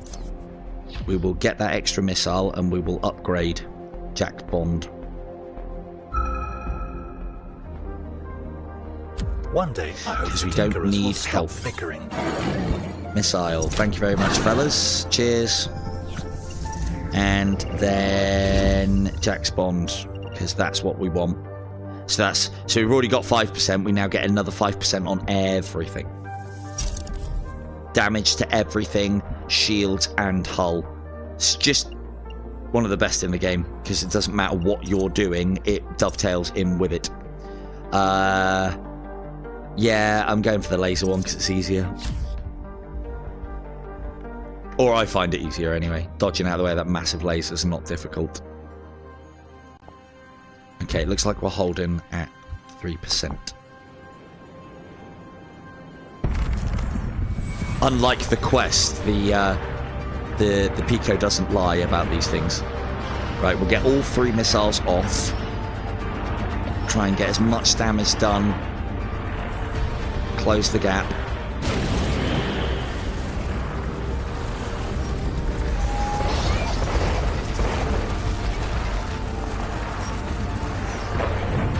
Make sure we've got charge to run away, because we're going to need to. And navigate away. So you want to navigate away from it. And then rapidly change direction and boost. Oh, that was close! It's killed me so... I know I said it before, but it's so annoying. It's killed me so many times. Again, we're not going to do this because missiles aren't reliable enough. So it's back to ye oldie chain laser.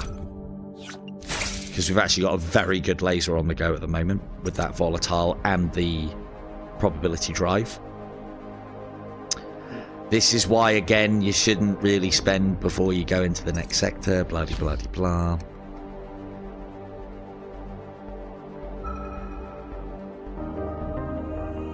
Time to trade. If we can get... it wouldn't even matter. Never mind. Yeah, these are all a bit rubbish. We'll get that anyway because we can sell it for what we've got. Curious Soul gives us an increase in meta progression. Not useful to us, really. Just speeds the game up a little bit. These two are crap. Again, normally I go wide and buy all of the ones that are crap because then you'll definitely get the good ones. And then you can focus in on them. But this is why you need to out-economy the game to be able to do that. We haven't taken on much in the ways of space creatures.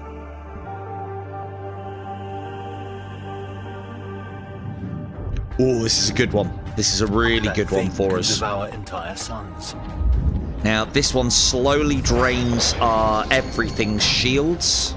So we need to end this battle fast so that we don't take any hull damage.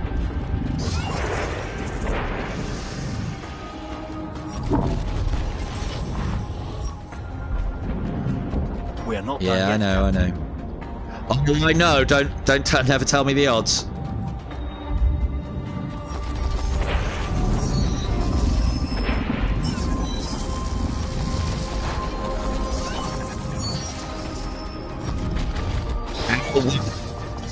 Watch the paintwork. Right, that should be everything, which is good.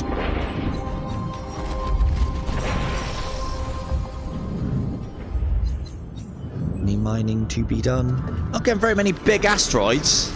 Not being very generous. Now, I'm sure Norb will be able to identify this creature. I can't remember what it's called, but it's basically draining that sun. It's cool as fuck. This one's really good. Increased laser damage up to 150% when continuously firing. Time to recharge and maximum damage. So this one at high level is really good. It's pretty good at normal level as well. And then we want to ideally get the laser upgrade that increases the duration of our laser shot, because then that's proccing off with everything that we're doing. Now, let's get that finished off, because I don't think... No, we've just got things coming up. So... Oh, fuck! Shit! Right, we'll have to do that later then. I pressed the wrong button. Shit, fuck.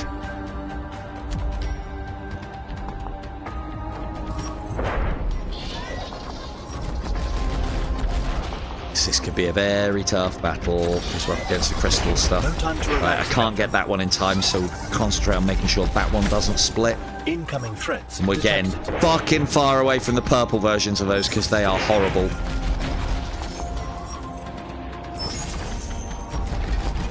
Lots of good stuff though. And we're just going to sit here and blast these things at long range. So what these do is the purple ones do the same as the normal ones, but faster, and it seems to be worse.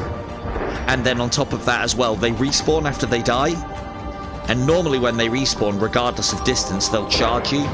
These are what I would imagine kills everybody.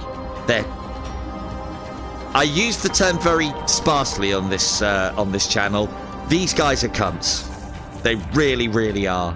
I have lost so many runs to these purple ones. Right, that one's on his second, so that's good. Right, run. I don't want to be dealing with everything at the same time. And close in. run a bit more.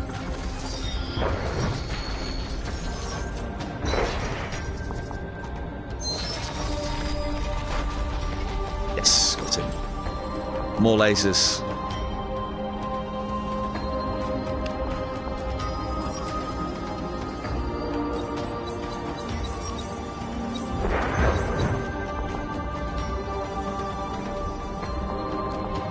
Again, that one's going to respawn. I know this.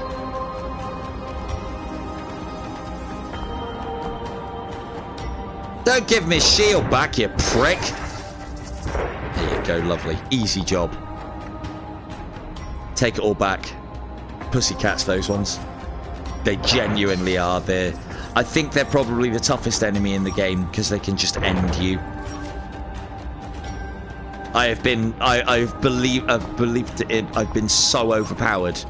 The belief has been there for like easy completion, and then just get wrecked by those things. Any choice is the right This is choice. rubbish. This at least.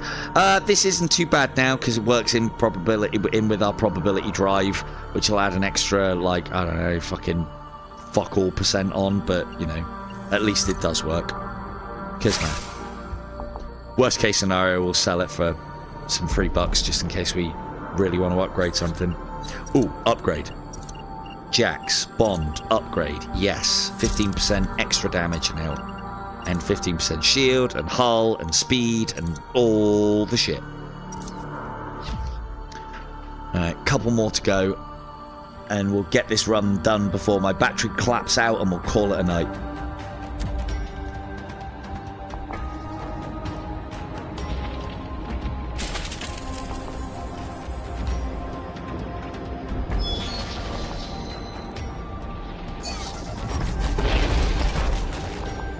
I think part of the reason as well why I prefer using the lasers is not just the long range, but lasers don't miss. Cannons can.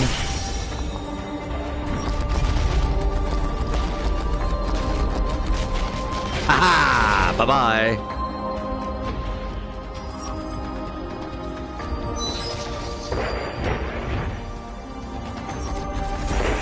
Come on, shoot the right one.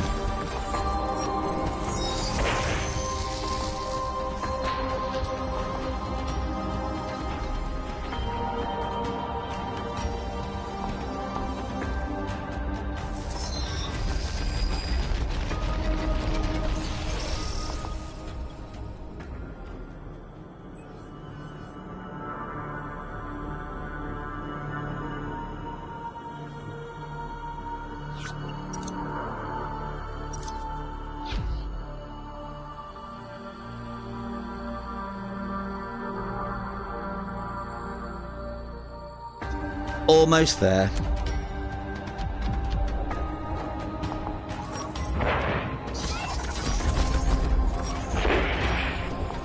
And done. Well, that's not the ending that I was hoping for, but that's the first time my power's gone mid-stream. So, yeah, thanks for all for watching. That was Ghost Signal, a Stellaris adventure. I have been Silver Tongue Devil. You can't see my hand gesture. It is there. Good night.